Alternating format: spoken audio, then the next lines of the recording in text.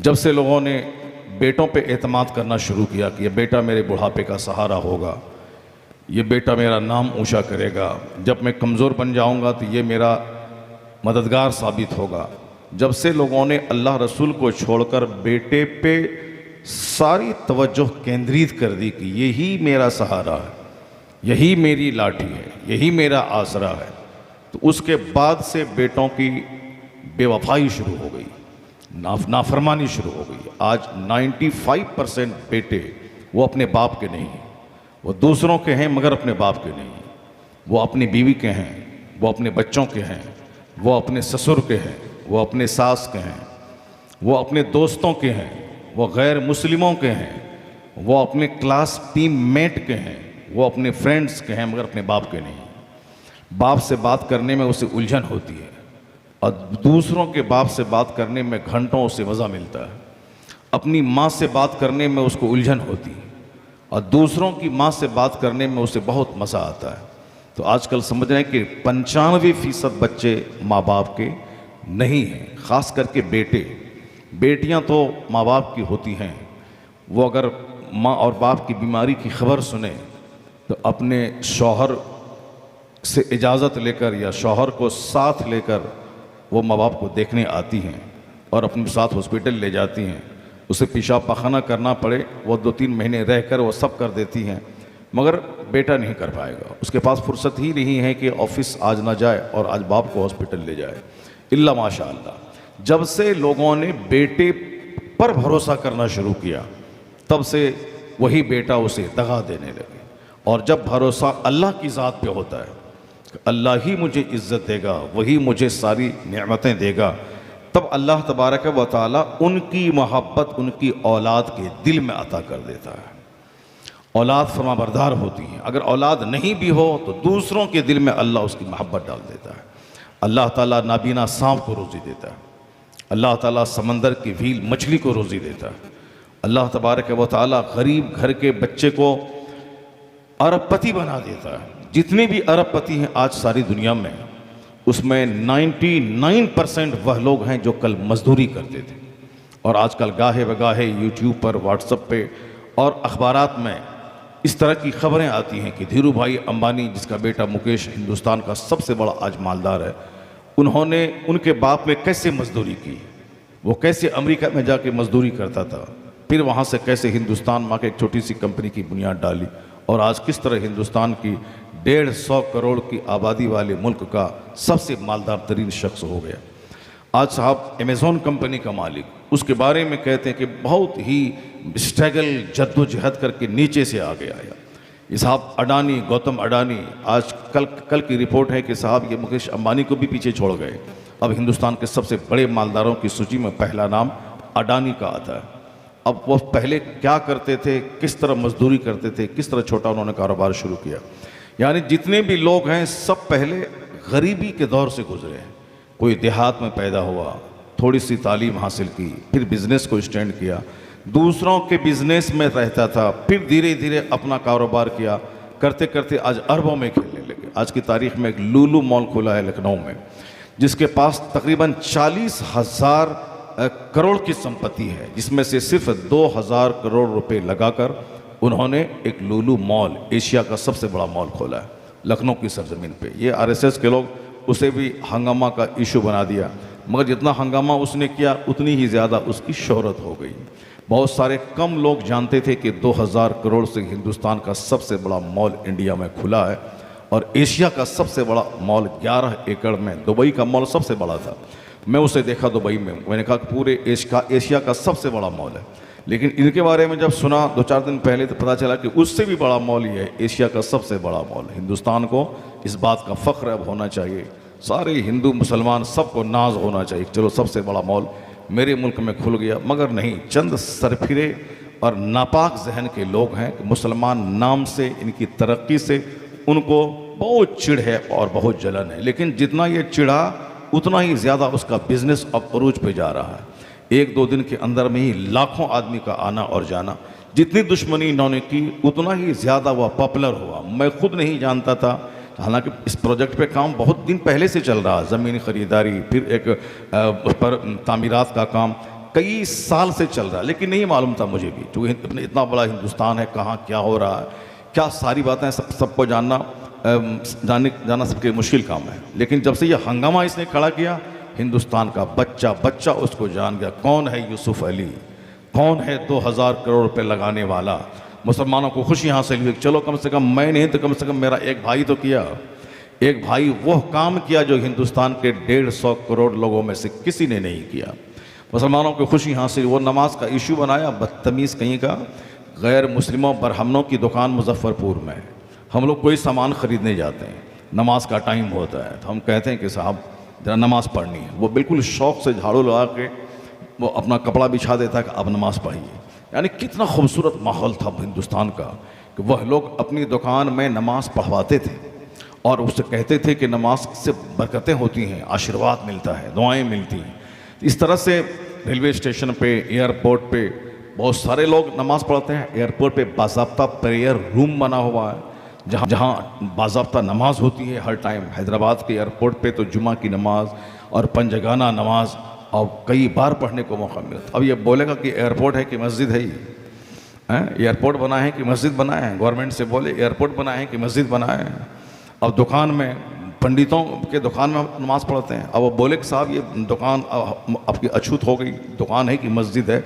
यानी सिर्फ बदतमीज़ी वाली बात, ये भी शर्म नहीं आती कि मैं क्या बोल रहा हूँ, इसके बोलने से लोग क्या समझेंगे। अब इतना बड़ा मॉल है, लाखों लोग आएंगे, हम लोग जाएंगे, नमाज का टाइम हो जाएगा, नमाज पढ़ना फ़र्ज़ है। अब वो सारी ज़िंदगी नापाक रहे, सारी ज़िंदगी साहब नापाक कपड़ा, नापाक लिबास, नापाक जहन, नापाक सोच, वो रहे नापाक। लेकिन जो पाक लोग हैं, जिनका खुदा पाक, जिनकी किताब पाक, जिनका मज़हब पाक, जिनका लिबास पाक, जिनका ज़मीर पाक, जिनकी मस्जिद पाक, जिनके लिए सारी ज़मीन को पाक बना दिया गया, वो चाहे गार्डन में जाए वहाँ नमाज़ पढ़ेगा, पहाड़ पे जाए वहाँ नमाज़ पढ़ेगा, मॉल में जाए वहाँ नमाज़ पढ़ेगा, स्टेशन पे जाए वहाँ नमाज़ पढ़ेगा। तो नमाजी अपनी जगह बना लेता है, लेकिन इसको अब वो मॉल नहीं, वो मस्जिद नज़र आने लगी। मुसलमानों को चाहिए कि उसे और चिढ़ाने के लिए सारे मुसलमान नमाजी बन जाएं। जो गैर मुस्लिमों की दुकान पे काम करते हैं वो वहाँ नमाज़ पढ़ें, एयरपोर्ट पे नमाज़ पढ़ें, रेलवे स्टेशन पे नमाज़ पढ़ें, अपनी फैक्ट्री में नमाज़ पढ़ें, अपने दफ्तर में नमाज़ पढ़ें, अपने स्कूल में नमाज़ पढ़ें। अगर ये 40 करोड़ मुसलमान नमाजी बन गए तो फिर वह बोलेगा ये हिंदुस्तान है या मस्जिद है या कब्रिस्तान है। यानी वो पूरे हिंदुस्तान को ही कहेंगे, हिंदुस्तान को ही छोड़ दो, चूँकि हर जहाँ जाओ हर जगह नमाजी, हर जगह नमाज, हर जगह साहब सलात और हर जगह नमाज हो रही है। उसे हिंदुस्तान छोड़ के भागना पड़ेगा, वरना नहीं अगर हिंदुस्तान में रहना है तो रवादारी से रहना पड़ेगा। ठीक है, चलो तुम्हारी इबादत का वक्त आ गया, जहाँ हो मुसल्ला बिछा के नमाज़ पढ़ो। उससे उनको सबक हासिल करना चाहिए कि हमें भी कैसे कैसे जीना है। चूँकि मुसलमानों में 2% ही नमाजी है, 98% बेनमाजी है। यही वजह है कि वो हमारी अज़ान का मजाक उड़ाता है, हमारी नमाज का मजाक उड़ाता है, हमारे सौमसलात का मजाक उड़ाता है। लेकिन जिस दिन सारे लोग नमाजी हो जाएं उस दिन उनका सीना हिल जाएगा, उनकी सोच उनको बदलनी पड़ेगी। चूँकि हमारे यहाँ 2% लोग ही दाढ़ी रखते हैं, इसलिए मुसलमान भीड़ में गुम हो जाते हैं, वो मेरा मजाक उड़ाते हैं, वो दहशतगर्द आतंकवादी कहते हैं। लेकिन जिस दिन 100% लोग चेहरे को दाढ़ी से सजाने लगें तो फिर ये समझ लें कि ये 40 करोड़ अगर कमोबेश आबादी है तो उसमें कम से कम 20 करोड़ तो मर्दों की आबादी है। और अगर ये 20 करोड़ ये मर्द अगर दाढ़ी रख लें तो हिंदुस्तान का हर शहर, हर कस्बा, हर गांव दाढ़ी से ही भर जाएगा। ऐसा लगेगा कि ये मुल्क किसी दूसरों का नहीं है, ये मुल्क मुस्तफ़ा के ग़ुलामों का मुल्क है। कोई करके तो देखे, अगर हमारी सारी बहनें निकाब पहनने लगें तो जब बाज़ार जाती हैं, सफ़र करती हैं, ट्रेन पर, फ्लाइट में और साहब बसों में, कार में, ये मार्केटिंग करती हैं, पर्दे में रहकर हिजाब में जाती हैं, दुपट्टा ओढ़ती हैं। अगर सारी औरतें, मेरी माँ बहन बेटियाँ निकाब पहनने की आदी हो जाएं, 8 साल के ऊपर की कोई खातून मुसलमान के घर की बग़ैर निकाब के घर से बाहर नहीं निकलेगी, तो जिस तरफ नज़र दौड़ाएंगे हर तरफ निकाब ही निकाब नज़र आएगा।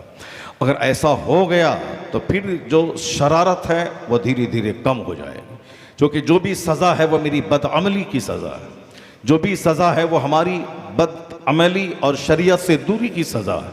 अल्लाह तबारक व तआला ही इज़्ज़त देने वाला है। वो अभी ज़बरदस्त गर्मी बिहार में दिया हुआ है इतनी तवील गर्मी बहुत कम पिछले दिनों देखने को मिली है।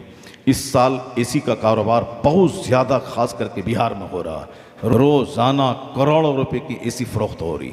जिन्होंने कभी सोचा तक नहीं था कि घर में एसी लगाना है, वो गरीब लोग कर्ज पे, इंस्टॉलमेंट पे, किस्त पे एसी अपने घर में लगा रहे हैं। इतनी ज़बरदस्त गर्मी।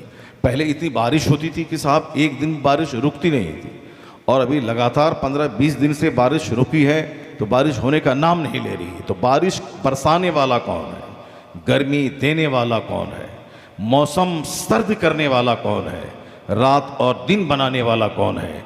इससे हमें क्या नसीहत मिलती है? कुरान कहता है इन्न फी खल्क़ि समावाति वल अर्द वख्तिलाफ़िल लैलि वन नहार लआयातिल लिउलिल अलबाब अल्लज़ीन यज़्कुरूनल्लाह क़ियामन व क़ुऊदन व अला जुनूबिहिम व यतफ़क्करून फ़ी खल्क़ि समावाति वल अर्द रब्बना मा ख़लक़्त हाज़ा बातिला सुब्हानक फ़क़िना अज़ाबन्नार।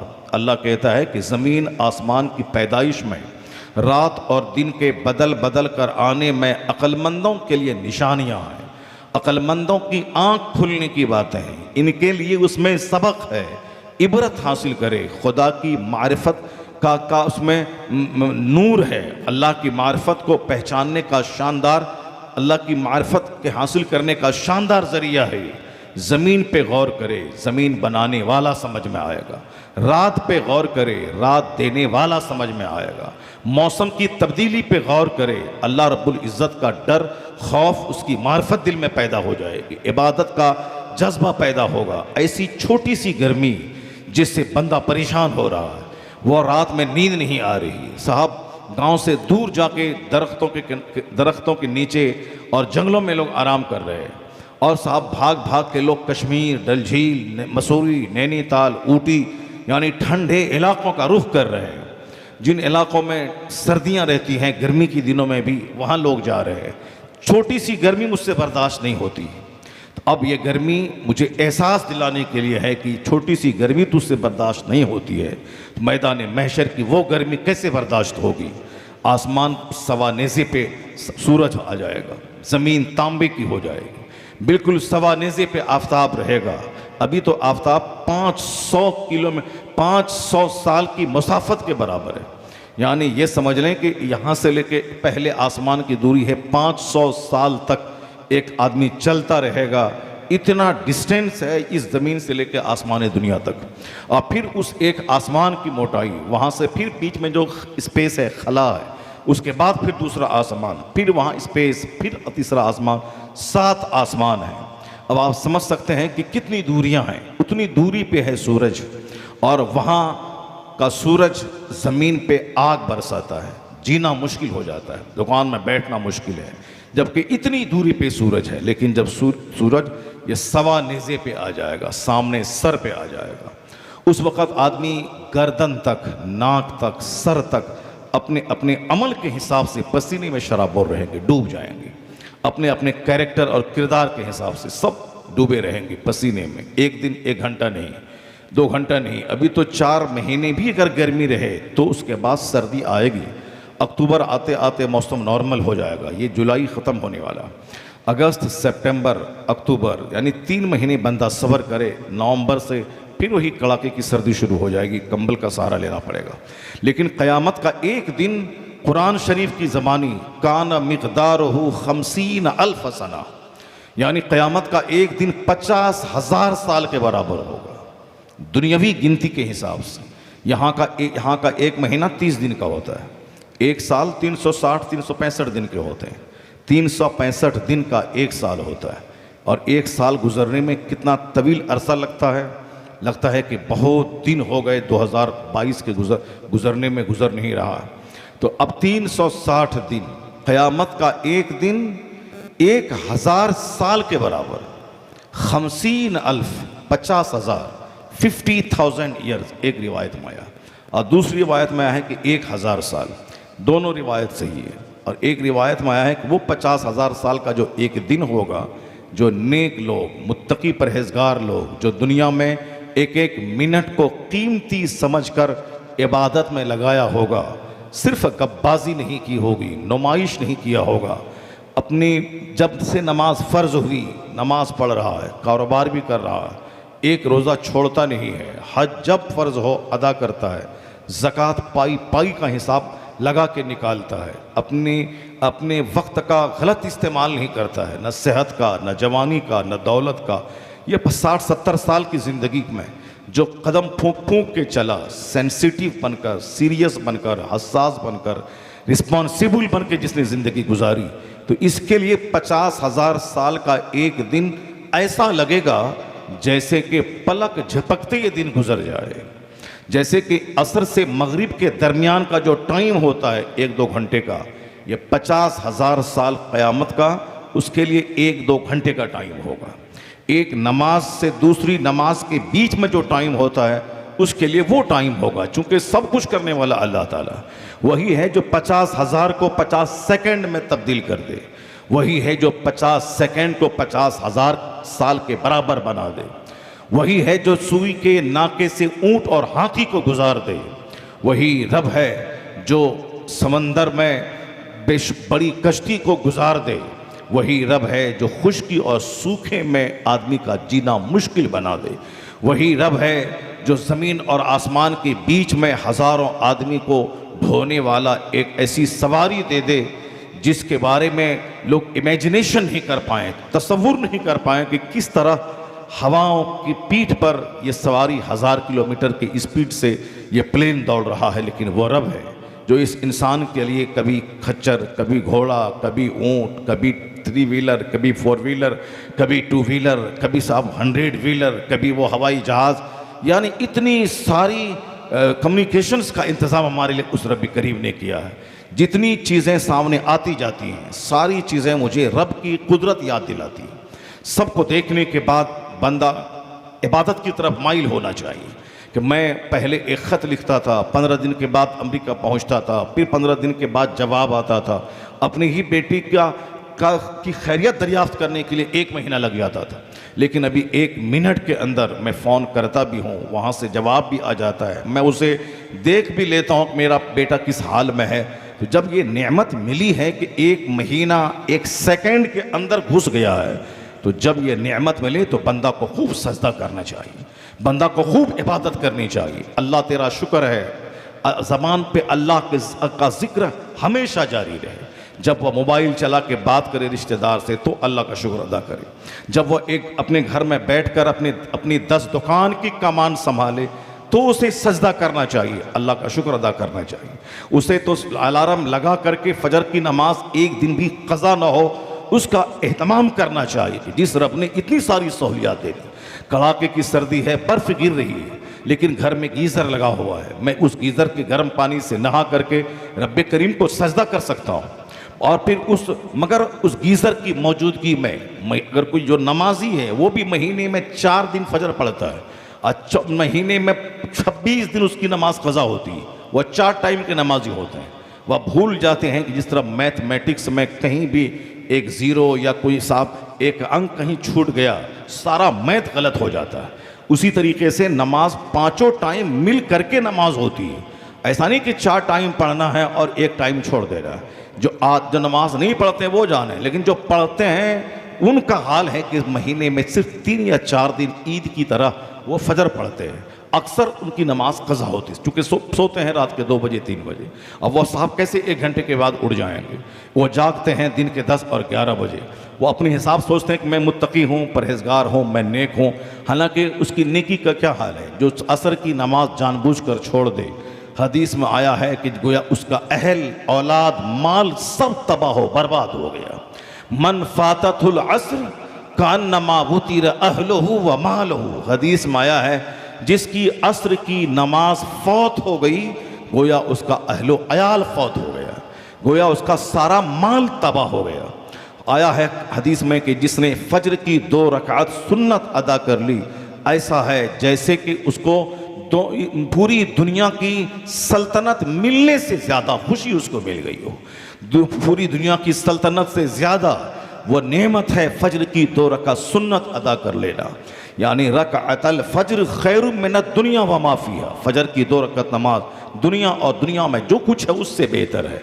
फ़्लाइट पकड़नी है उसके लिए एहतमाम है कि मैं जल्दी सो जाऊं, 10 अलार्म लगा लूं, दूसरे को बता दूं, मगर दुनिया की सारी नेमतों से बड़ी नेमत है नमाज फ़ज्र, उसके लिए कोई एहतमाम नहीं है।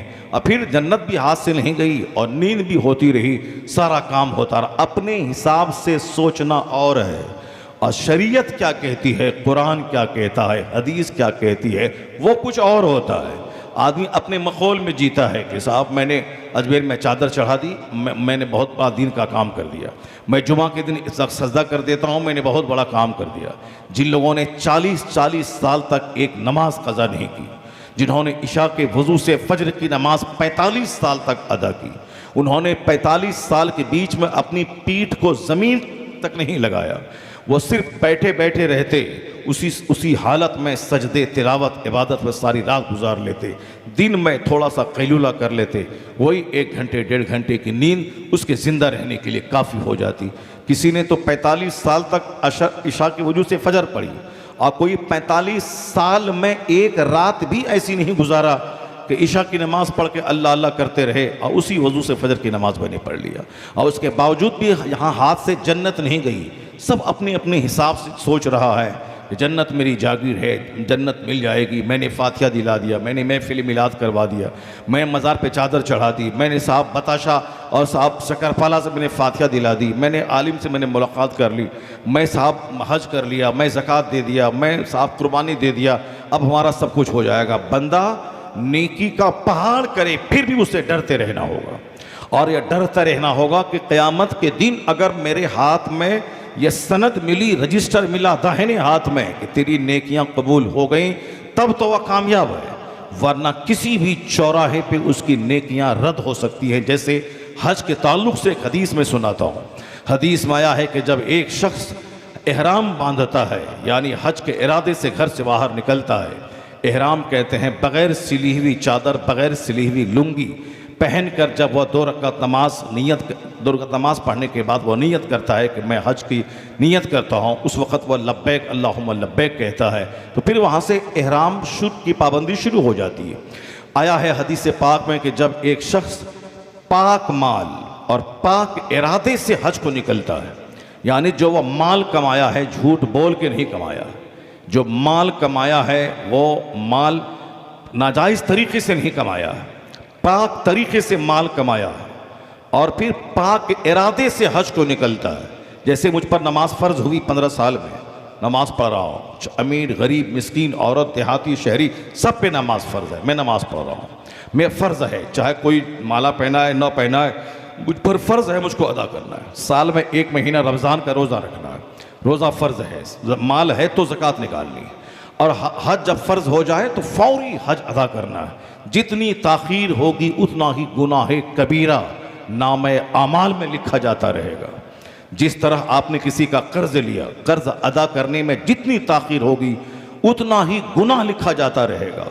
हज फ़र्ज़ हुई 25 साल पहले और हज कर रहे हैं 25 साल के बाद, यह 25 साल तक लगातार गुनाह होता रहा, चूँकि जब फ़र्ज़ होता है उस वक्त अदा करना ज़रूरी, और जब तक वो नहीं अदा किया उतने सारे गुनाह होते रहेंगे। अगर नापाक पाक माल से यानी अच्छे ढंग से कमाया है और नमाज पढ़ के कमाया है, ज़कात पाई का निकाला है, पाक माल से अगर कोई हज को जा रहा है, और चाहे कोई माला पहनाए ना पहनाए, कोई साहब कार लेके रिसीव करने आए ना आए, कोई मुझसे मिलने आए ना मिलने आए, मुझ पर हज फ़र्ज़ है, फ़र्ज़ अदा करने जा रहा हूँ। जैसे रोज़ा फ़र्ज़ था मैंने रखा, नमाज फ़र्ज़ थी मैं पढ़ रहा हूँ, ज़कात फ़र्ज़ थी मैंने अदा किया, उसी तरह हज फ़र्ज़ हुआ, मैं हज फ़र्ज़ अदा करने जा रहा हूँ। ना कोई नामवरी की ख्वाहिश, ना कोई दूसरों के आके हाथ मिलाने की ख्वाहिश, ना कोई हज का ढंढोरा पीटने की ख्वाहिश, ना फिर 2-4-5 गाँव को मिला के खाना खिलाने की ख्वाहिश, ना किसी के आके मिलने की ख्वाहिश, ना किसी के माला पहनाने की ख्वाहिश, कुछ नहीं। फ़र्ज़ हज हुआ, मैं अदा करने जा रहा हूँ।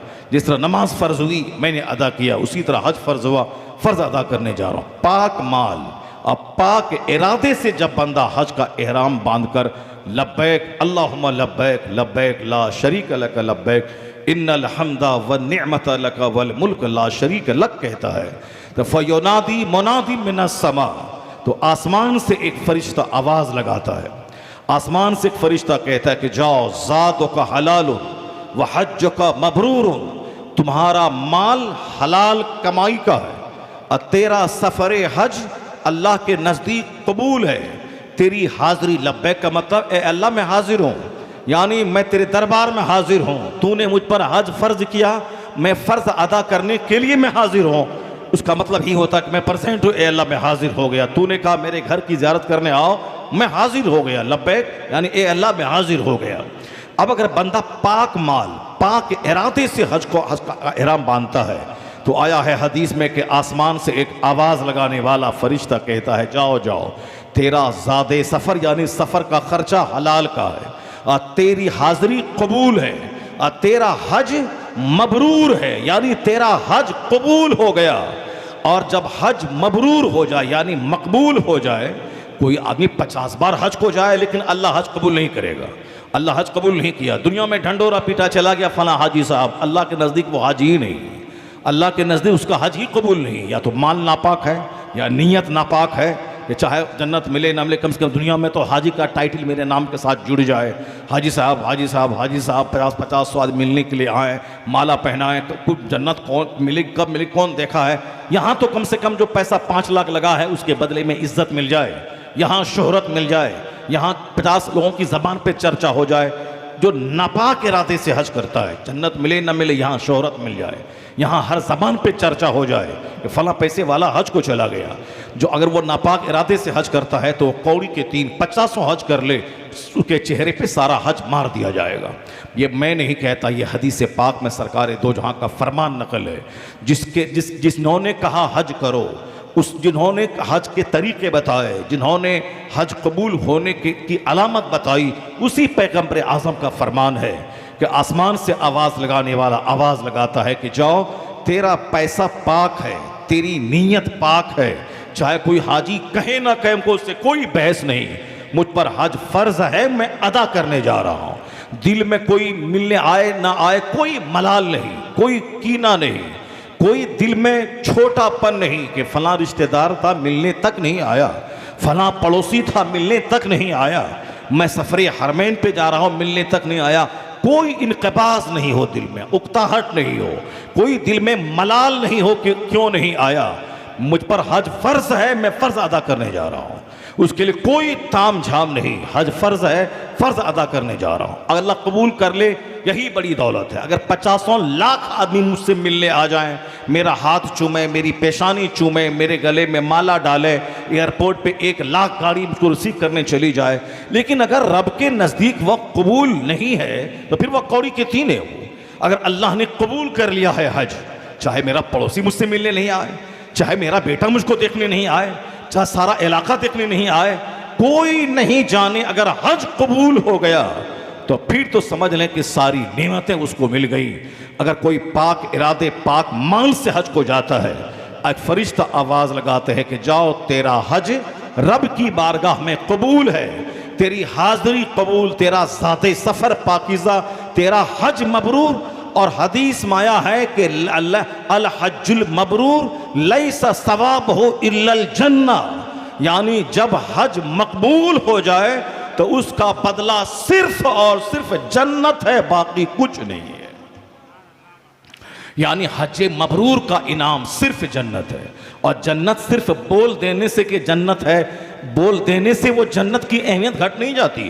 वो जन्नत का तस्वुर ही इस कदर लाजवाब है कि जन्नत का मतलब दुनिया और दुनिया में जितनी चीज़ें हैं, दुनिया में 200 से ज़ायद ममालिक हैं, दुनिया में सोने चांदी का पहाड़ है, जो दुनिया में पेट्रोल और डीजल के चश्मे हैं, दुनिया में सोने चांदी और हीरे जवाहरात समंदर में है।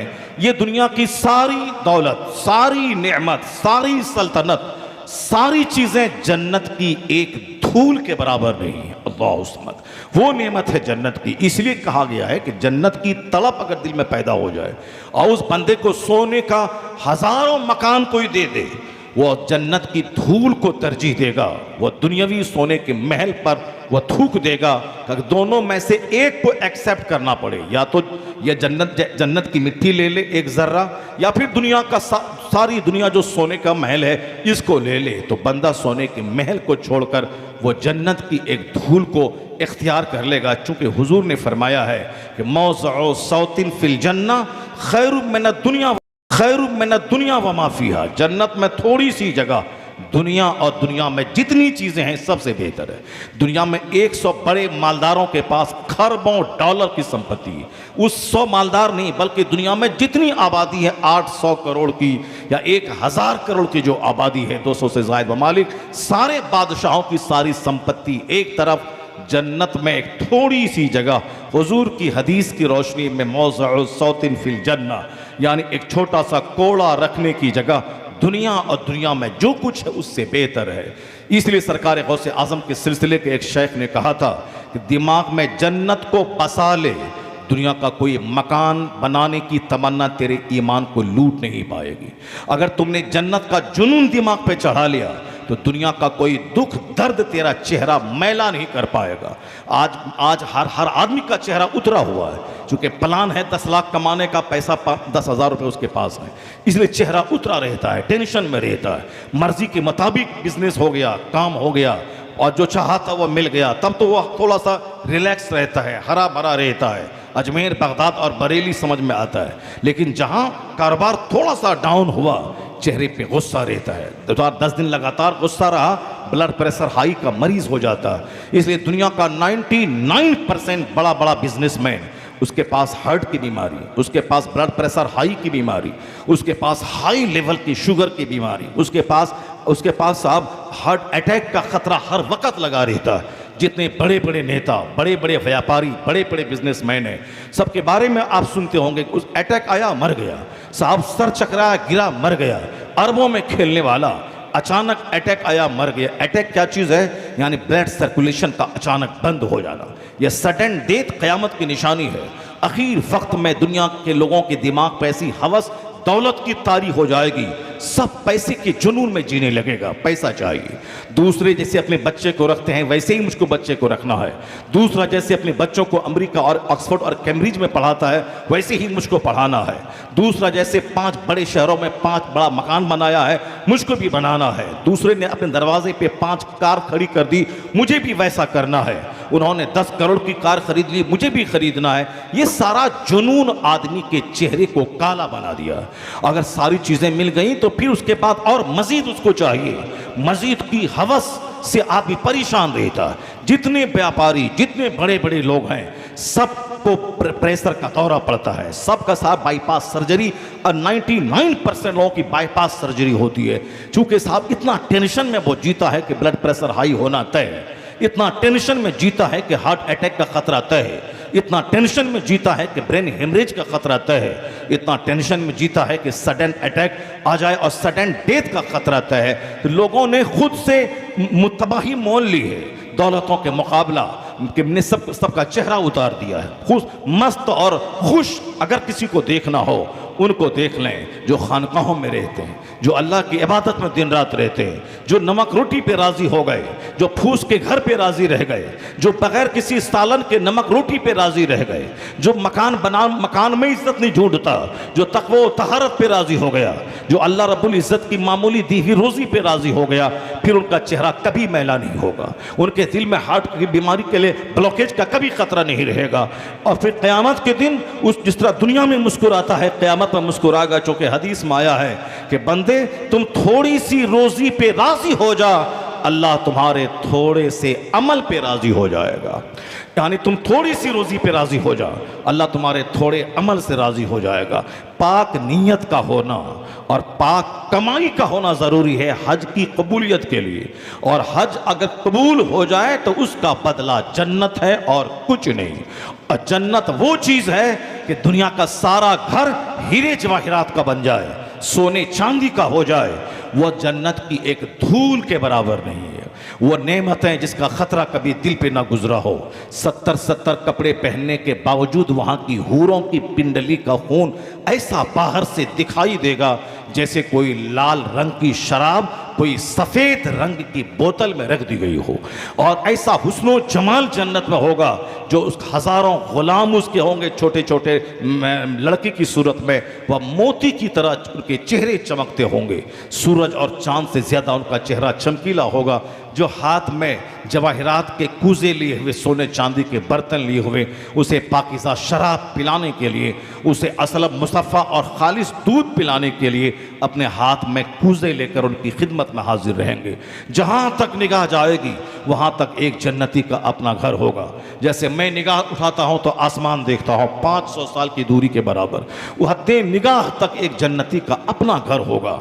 उसमें 70 बीवियाँ होंगी, हज़ारों नौकर गुलाम रहेंगे और फिर सोने चांदी की ईंट से बना हुआ मकान रहेगा।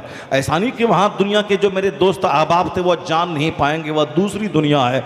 वहाँ सारे अहबाब को खबर होगी, सारे लोग जानेंगे कि अल्लाह ने इनकी नेकी का बदला किस शानदार सूरत में दिया है। सारे लोग वहाँ देखेंगे। वहाँ यहाँ तो जो अभी मौजूदा रिश्तेदार हैं वही देखेंगे, लेकिन क़यामत के दिन जो अब आदम अलैहिस्सलाम से लेकर उन तक जितने भी उनके रिश्तेदार हैं, आबा व अजदाद, वह सब वहाँ देखेंगे। इसलिए वहाँ की रुसवाई भी ज़बरदस्त है कि 5 नहीं बल्कि सारी नस्लें देखेंगी। उनकी नस्ल से जो बच्चा क़यामत तक पैदा होगा वो भी उनकी रुसवाई का तमाशा वो सारी नस्लें देखेंगी, और उनकी इज्जत का तमाशा भी सारी नस्लें देखेंगी। दुनिया में तो 50-100 लोग ही मेरी रुसवाई को जानते हैं, मेरी इज्जत को जानते हैं, मगर आखिरत की रुसवाई जहाँ खरबों लोगों के सामने रुसवा होना पड़ेगा, वहाँ की इज्जत जहाँ खरबों लोगों के सामने वहाँ की इज्जत होगी। हमने सिर्फ लोहा को सोना समझ लिया है, हमने सिर्फ कांच को हीरा समझ लिया है, और हमने सिर्फ बताशा की फातिहा को इस्लाम समझ लिया है, और हमने अपने मन की गुलामी करने को इस्लाम समझ लिया है, और हमने सिर्फ नात पढ़ने को इस्लाम समझ लिया है। नहीं है वो इस्लाम। इस्लाम है नमाज पंजगाना। अगर बर्फ काट के भी वजू करके पढ़ना पड़े तो उससे छुटकारा नहीं है। अगर आग आसमान बरसाए फिर भी एक रोज़ा छोड़ना ये उसके लिए तबाही का जरिया है। मुमकिन है कि जिस तरह एक छोटी सी तीली सारे गांव को जला के राख कर देती है, उसी तरीके से एक छोटा सा गुनाह सारी नेकियों को जला के राख कर देता है। बंदा वही है जो मरते दम तक अल्लाह से डरता रहे, बंदा वही है जो मरते दम तक अल्लाह से सहमता रहे। 50 हज करने के बाद भी बंदा डरता रहे कि मेरा हज अगर रद्द हो गया तो मैं क्या करूंगा। 50-100 साल तक एक भी नमाज कज़ा ना हो, उसके बावजूद बंदा रोता रहे कि अगर मेरा सजदा कबूल हो गया तो वाह वाह, और अगर मेरे इस सजदे को मेरे चेहरे पे मार दिया गया, कहा गया तेरा रुकू ठीक नहीं था, तेरा सजदा सही नहीं था, तू जो कुरान पढ़ता था वो दुरुस्त नहीं था, तुमने सुबहान रब्बियल अज़ीम की जगह पे तुमने अजीम कहा, नमाज नहीं हुई तुम्हारी। तुम्हारे सजदे में 5 उंगली की 5 दोनों पाँव की 10 उंगलियों का पेट जमीन से लगना था, मगर नहीं लगा रहा। हालत सजदा में नाक और पेशानी जमीन पर रहनी चाहिए, और तुम्हारे दिमाग में तुम्हारा दिमाग सिर्फ अल्लाह की तरफ मुतवज्जह हो जाए, मगर तू सजदे में था, तेरे दिमाग में दुकान बसी हुई थी। तू हालत सजदा में था, तेरे सीने में हाँ इसके बाद मुझे फला खेत में जाना है, फला पौधा लगाना है, ये तेरे दिमाग में था। तेरे दिल में है दुनिया, तेरे दिल में थी मकान की तामीर, तेरे दिल में थी तिजारत, तेरे दिल में थी खेती बाड़ी, और तू मेरे सामने सर झुकाया था, और तेरा दिल दुनिया की मोहब्बत से भरा हुआ था। यानी बंदा सजदा 1000 कर ले, मगर कानून की कसौटी पे जब उसको परखा जाए, मुमकिन है कि हज़ारों साल में कोई एक सजदा उस कसौटी पे उतर आए। इसलिए इबादत का वो है कि जिन बुजुर्गों के मज़ार पे हम जाते हैं, जिन बुजुर्गों के वसीले से मैं दुआ करता हूँ, उन लोगों ने रोने का हक अदा कर दिया। उन लोगों ने कभी चैन से रात भर 8 घंटे की नींद नहीं ली, वह 2 घंटे सोते भी थे तो उसके बदले में 4 घंटे अल्लाहू अल्लाहू करते थे। वह 2 घंटा जो सोया उसको भी अपना जुर्म समझते थे कि कहाँ क़यामत का एक दिन 50,000 साल का, और कहाँ मैंने 2 घंटे सोकर मैंने उसको गफलत में गुजार दिए। अल्लाह वालों की जीने का यही अंदाज था जो कुरान कहता है, ततजाफा जुनूबुहुम अनिल मदाजिअ यदऊन रब्बहुम खौफन व तमा। यानी ये वो नेक सेलेक्टेड लोग हैं जो रात में उनकी करवटें बिस्तर से अलग हो जाती हैं और वह अल्लाह के हुजूर सजदा रेज हो जाते हैं और अल्लाह के दिए हुए माल में से रब की बारगाह में खूब खर्च करते हैं और रात में चैन की नींद नहीं आती है। वह दुनिया में कैसे जीते हैं? रिजालुन ला तुल्हीहिम तिजारतुन वला बैउन अन ज़िक्रिल्लाह, यानी वह सिलेक्टेड लोग हैं, कोई बिजनेस अल्लाह के जिक्र से उनको रोक नहीं पाता है, कोई खरीद और फरोख्त, कोई तिजारत का माल उसे नमाज और अल्लाह का जिक्र लेने से रोक नहीं पाया। यहाँ एक साथ शादी हुई, 10 दिन से नमाजें कज़ा है, एक लाश आई, 10 दिन की नमाजें छूट गई, कोई छोटा सा सदमा आया, नमाज सजदा तिलावत सब खत्म है, छोटी सी खुशी का कोई मौका आया, उसी में मस्त हो गए, रिलैक्स कर इंटरटेनमेंट इंजॉय करने में रह गए, नमाज रोज़े सब खत्म हो गए। यानी छोटी सी खुशी मुझे तबाह कर देती है, छोटा सा रंज मुझको बर्बाद कर देता है, छोटा सा कोई हादसा मुझे नमाज रोज़े हज व ज़कात से दूर कर देता है। और कहाँ दुनिया का कोई सदमा उसे जिक्र से रोक नहीं पाया, कोई बिजनेस, कोई खरीदो फरोख्त, कोई कॉमर्शियल इंगेजमेंट उसको अल्लाह की इबादत से रोक नहीं पाया। ये वो सिलेक्टेड लोग हैं। कुरान कहता है वल मुस्तगफिरीन बिल असहार, यानी अल्लाह के पसंदीदा बंदे वो हैं जो रात के आखिरी पहर में इबादत करने के बावजूद रोते रहते हैं, इस्तिगफार करते हैं। इस्तिगफार का मतलब गुनाहों से माफ़ी मांगना, यानी 2 4 10 रकत 50 रकत नमाज नफल अदा की, उसके बाद अस्तगफिरुल्लाह कहने लगे, इलाही मुझे माफ़ कर दे, अल्लाहुम्मा अग़फ़िरली, अल्लाहुम्मा अग़फ़िरली, अस्तगफिरुल्लाह रब्बी मिन कुल्लि ज़ंबि व अतूबु इलैह। उसकी तारीफ़ कुरान कहता है वल मुस्तगफिरीन बिल असहार, ये वो सेलेक्टेड लोग हैं रात के आखिरी पहर में जब गहरी नींद आती है, यह बिस्तर से अलग होकर अल्लाह के हुजूर रोने लगता है, इस्तिगफार करता है, माफ़ी मांगता है, अपने जो गुनाह भी नहीं किया हो उसके बावजूद वह अपने आप को समझता है कि मुझसे बड़ा मुजरिम दुनिया में कोई नहीं, वो गुनाहों से माफ़ी की भीख मांगता है। और एक जगह अल्लाह फरमाता है वयस्तगफिरून बिल असहार, यह वह लोग हैं जो रात के आखिरी पहर में अल्लाह के हुजूर इस्तिगफार करते हैं।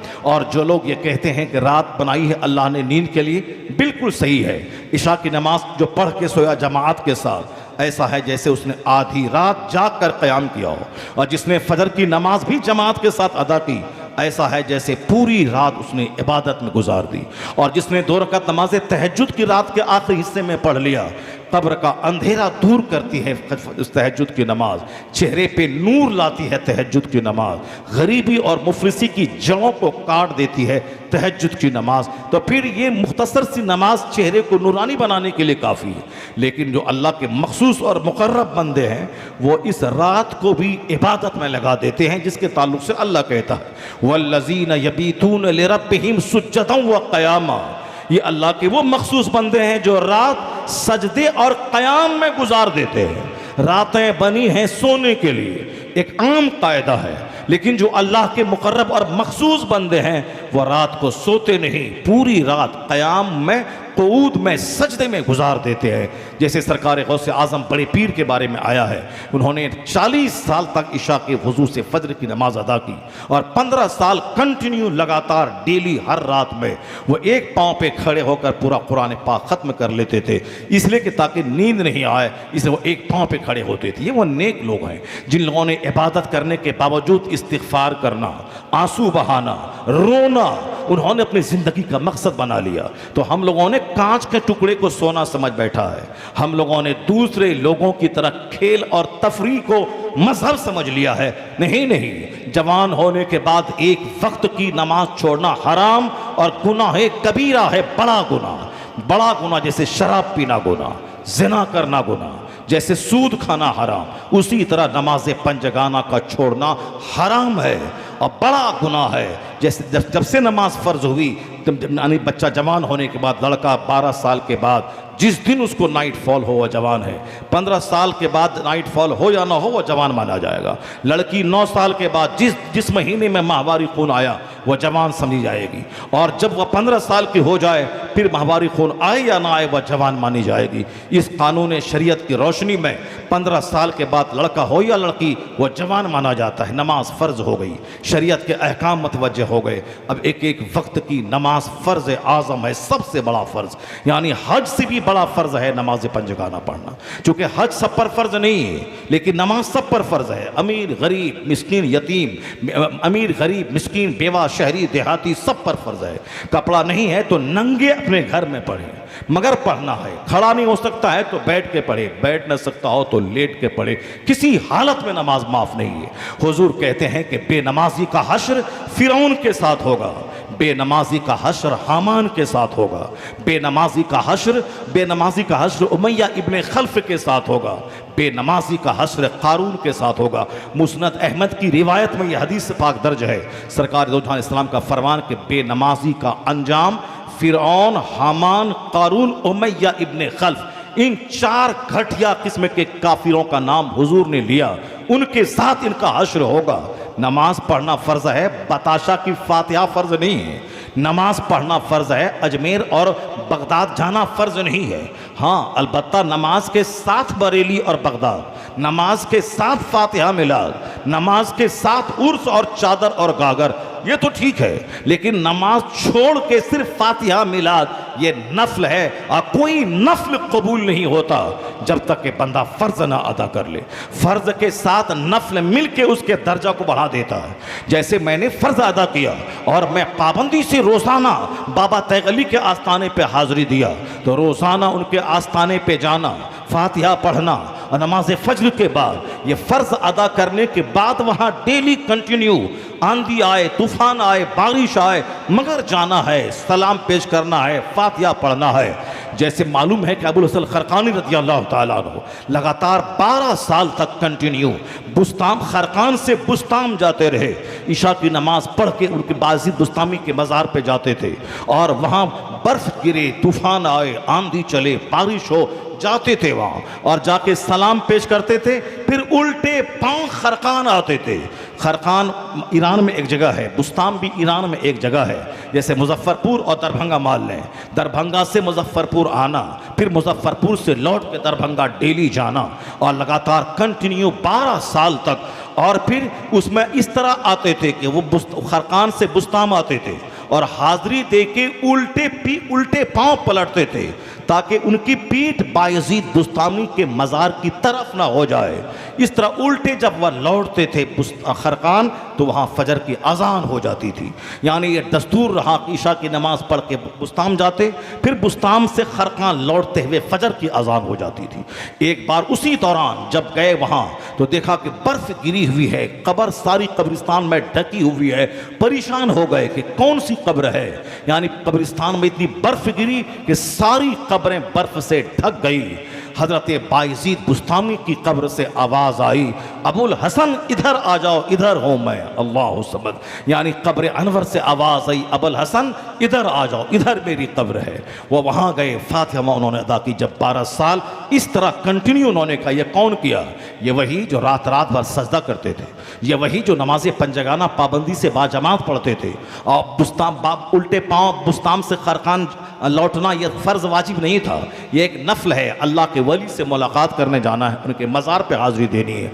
लेकिन ये फ़र्ज़ की अदायगी के साथ इस कदर मोहब्बत जब अल्लाह के वली से हो, यह दोनों मिलकर उसके दर्जात को बुलंद कर देता है। बायज़ीद 12 साल तक लगातार बायज़ीद बुस्तामी की कब्र पे खरकानी हाज़िरी देते रहे, तो 12 साल के बाद कब्र से आवाज़ आई, अबुल हसन जाओ, अब तुम्हारा भी काम हो गया, अब तुम्हारा भी दौर आने वाला है, अब तुम्हारा वक्त आ गया है कि हर तरफ तेरी अज़मत के डंके बजेंगे, हर तरफ तेरी अज़मत का झंडा लहराएगा। उसके बाद फिर क्या हुआ? इनाम वो मिला कि हर ज़बान पे अबुल हसन खरकानी के तराने गूंजने लगे, खल्क़े खुदा का हुजूम आने लगा, लोग आने लगे, फैज़याब होने लगे, मुरीद होने लगे, उनसे नसीहतें हासिल करने लगे। फिर दीन का ज़बरदस्त काम, हर तरफ अबुल हसन का चर्चा होने लगा। यानी उनकी बुजुर्गी का परिंदा सर चढ़ के बोलने लगा। किनका? जो 12 साल तक बर्फ की वादी गिरे या बारिश हो, उस तरह से उन्होंने एक अल्लाह के वली के आस्थाने पे हाज़िरी दी है।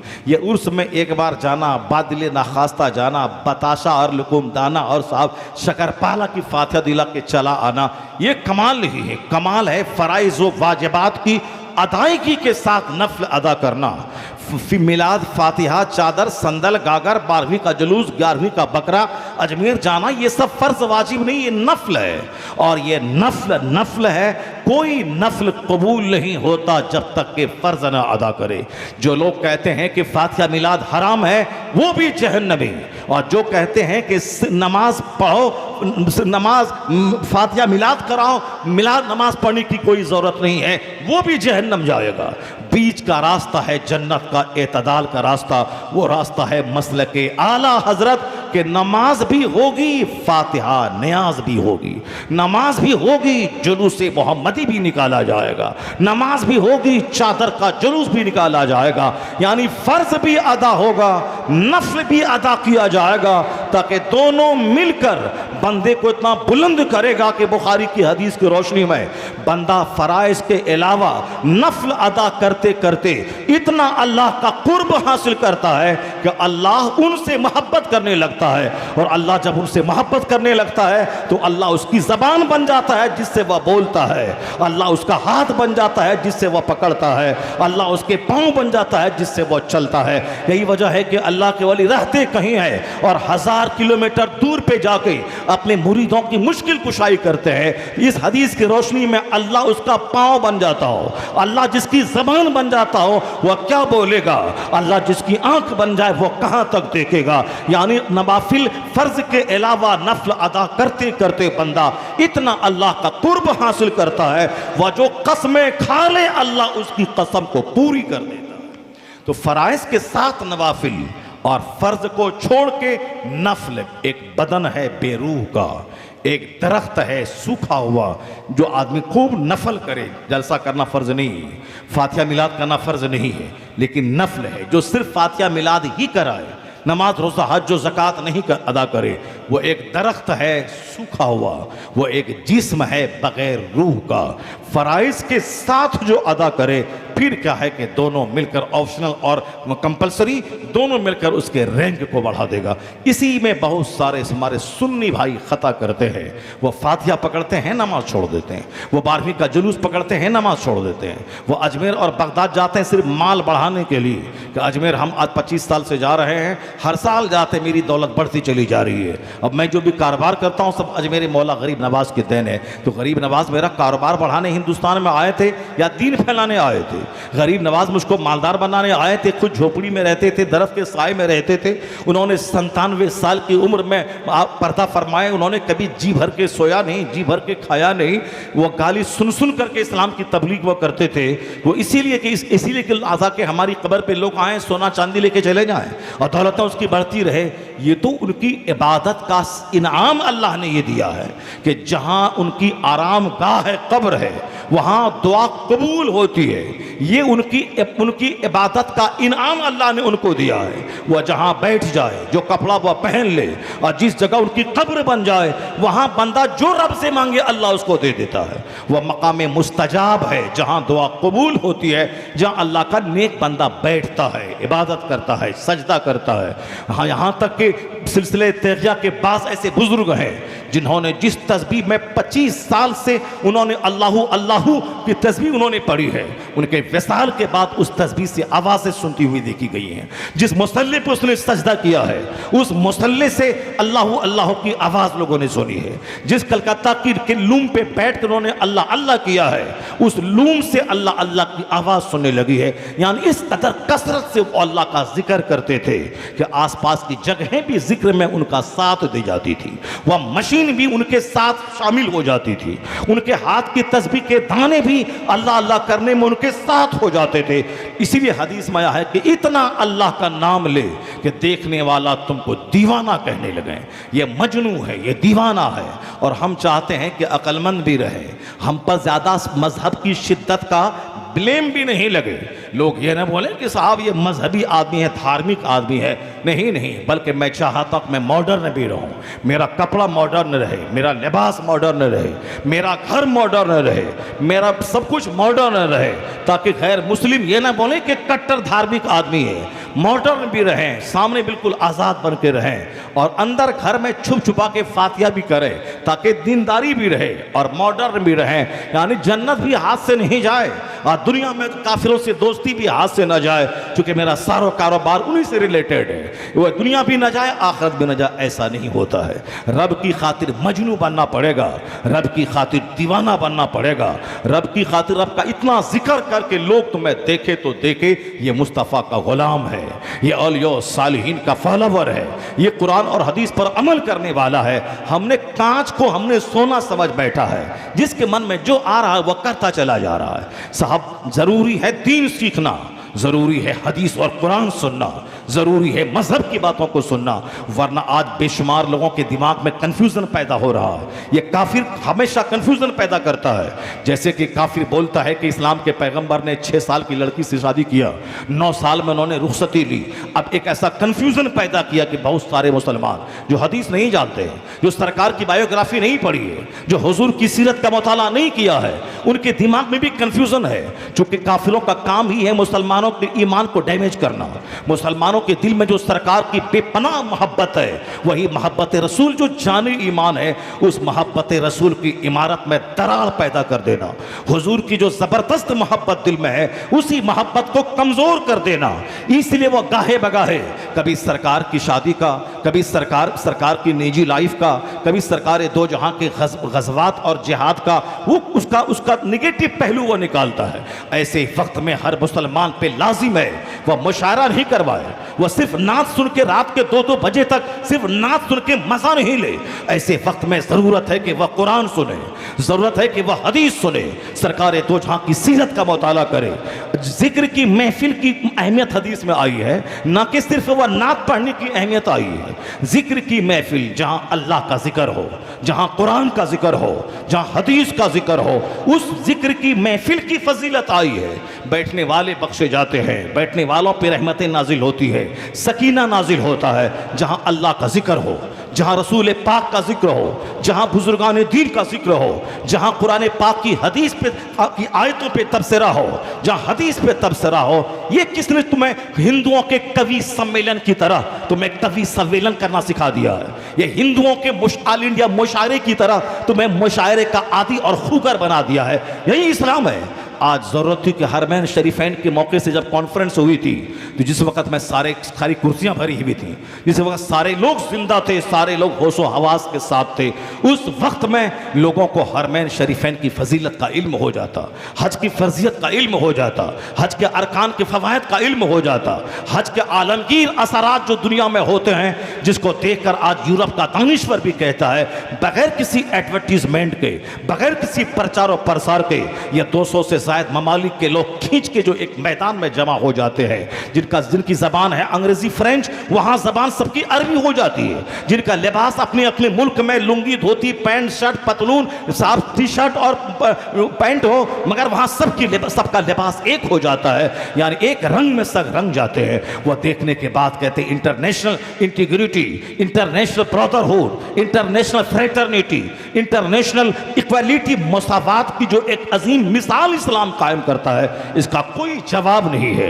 यानी पूरी दुनिया के लोगों को एक मरकज़ी इत्तेहाद पे जमा करके बता दिया कि तुम सब आदम की औलाद हो और तुम्हारे बाप आदम है, वो अकेले थे, तुम सब उनकी औलाद हो। इसलिए कभी जबान के नाम पे जंग मत करना, मुल्क के नाम पे खून मत बहाना, जबान के नाम पे खून मत बहाना। तुम सब आदम की औलाद हो, अमीरी गरीबी के जंग में मत पड़ना।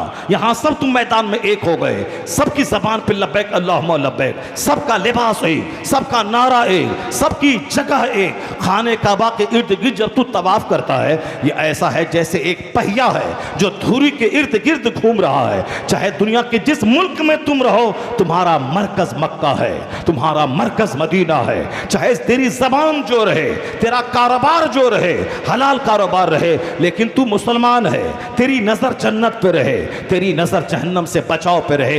यही हज सिखाता है, यही तवाफ़े काबा सिखाता है, यही शैतान की को कंकड़ी मारना, दुनियावी ख्वाहिशात, दुनियावी आलाइश, दुनियावी डिजायर्स, वर्ल्डली विशेष, दुनियावी ख्वाहिशात को पाँव के नीचे रौंद देना, ये रमिए जिमा सिखाता है। ये कुर्बानी करना, अपनी ख्वाहिशात की कुर्बानी करना, रब के हुजूर जान माल वतन सब कुछ कुर्बान करने का जज्बा, उस कुर्बानी से सीखना। यह 40 लाख की फौज अभी अरफात में है, फिर दिन डूबने के बाद वही फौज मुजदलफा आ गई, फिर दिन दिन निकलने के बाद वही फौज मिना की तरफ मार्च किया। यानी ये 40 लाख फौज का मक्का से निकल के मिना आना, फिर मिना से 9 तारीख को अरफात जाना, फिर अरफात से मगरिब के बाद आके मुजदलफा आना, मुजदलफा में रात के 3 क्यों ना बज जा आते हुए वहां पहले मगरिब की नमाज कज़ा नहीं अदा पढ़ना, फिर उसके बाद फौरी ईशा की नमाज पढ़ना, उसके बाद अल्लाह अल्लाह करना, फजर की नमाज के बाद फिर वहां अल्लाह अल्लाह करना। जब दिन निकलने में थोड़ा सा वक्त बाकी रहे फिर वो जमीन छोड़ के मिना की तरफ मार्च कर जाना। ये 40 लाख हाजियों का कभी यहां कैंपिंग, कभी वहां मार्च, कभी वहां कैंप करना, आखिर ये तो कुछ बताता है। जिंदगी में स्ट्रगल करना, जिंदगी में जद्दोजहद करना, अल्लाह की जमीन को जुल्म से पाक करना, अपनी जिंदगी को बैठे बैठे कोढ़ी बन के नहीं गुजार देना।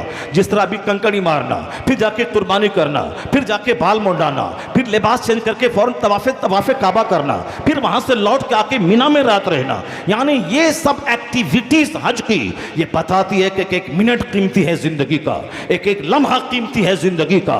यह जिंदगी प्रेशस है, यह जिंदगी कीमती है। इसे चौक चौराहे और दालान पे बैठ बैठ के मत गुजार, इसे सो सो के मत गुजार, इसे खा खा के फैट और चर्बी और तोंद निकाल के मत गुजार। सिर्फ रोजाना 10 कपड़े चेंज करना इसको जिंदगी का मकसद मत समझ। जिंदगी का मकसद है अल्लाह की इबादत। जिन तुम्हारा मकसद है इबादत करके अल्लाह की जन्नत में जाना और ये इस दुनिया को जन्नती बनाना, इस दुनिया को गुनाहों से पाक करना, खुद नेक बनना, औलाद और बीवी को नेक बनाना, खुद नेक बनना, अपने भाइयों बहनों को नेकी का पैगाम देना, खुद नेक बनना, अपने पड़ोसी को नेकी का पैगाम देना। यानी हमारा मकसद हयात इतना बड़ा है कि मैं खुद नेक बनूं, सबको नेक बनाऊं। और आराम तो जन्नत में है, वह सारा आराम, वहां ना रंज है, वहां ना तकलीफ है, वहां ना बीमारी है, वहां ना पसीने की बदबू है, वहां ना गर्मी और सर्दी है, वहां ना नेमत के छिन जाने का अंदेशा है। दुनिया में आज खरबपति हैं, सबसे बड़ा रईस है दुनिया का, मगर डर है कि कहीं कल दूसरे नंबर पे ना आ जाए,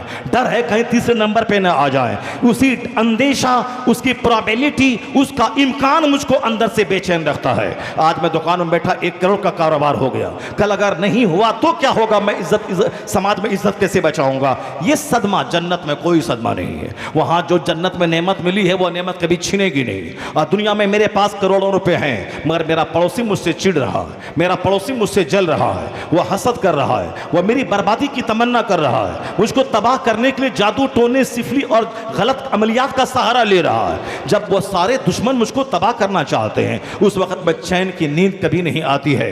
जब दाहिने बाएं आगे पीछे लोग मेरे दुश्मन है तो अब सुकून के लिए हसद करने वाला कोई ना रहे, बीमारी भी ना रहे, जवानी भी जायल ना हो, हासिद भी ना रहे, दौलत के छीनने का अंदेशा भी ना हो, शोर हंगामा भी ना हो, तबीयत के खिलाफ भी कोई काम ना हो।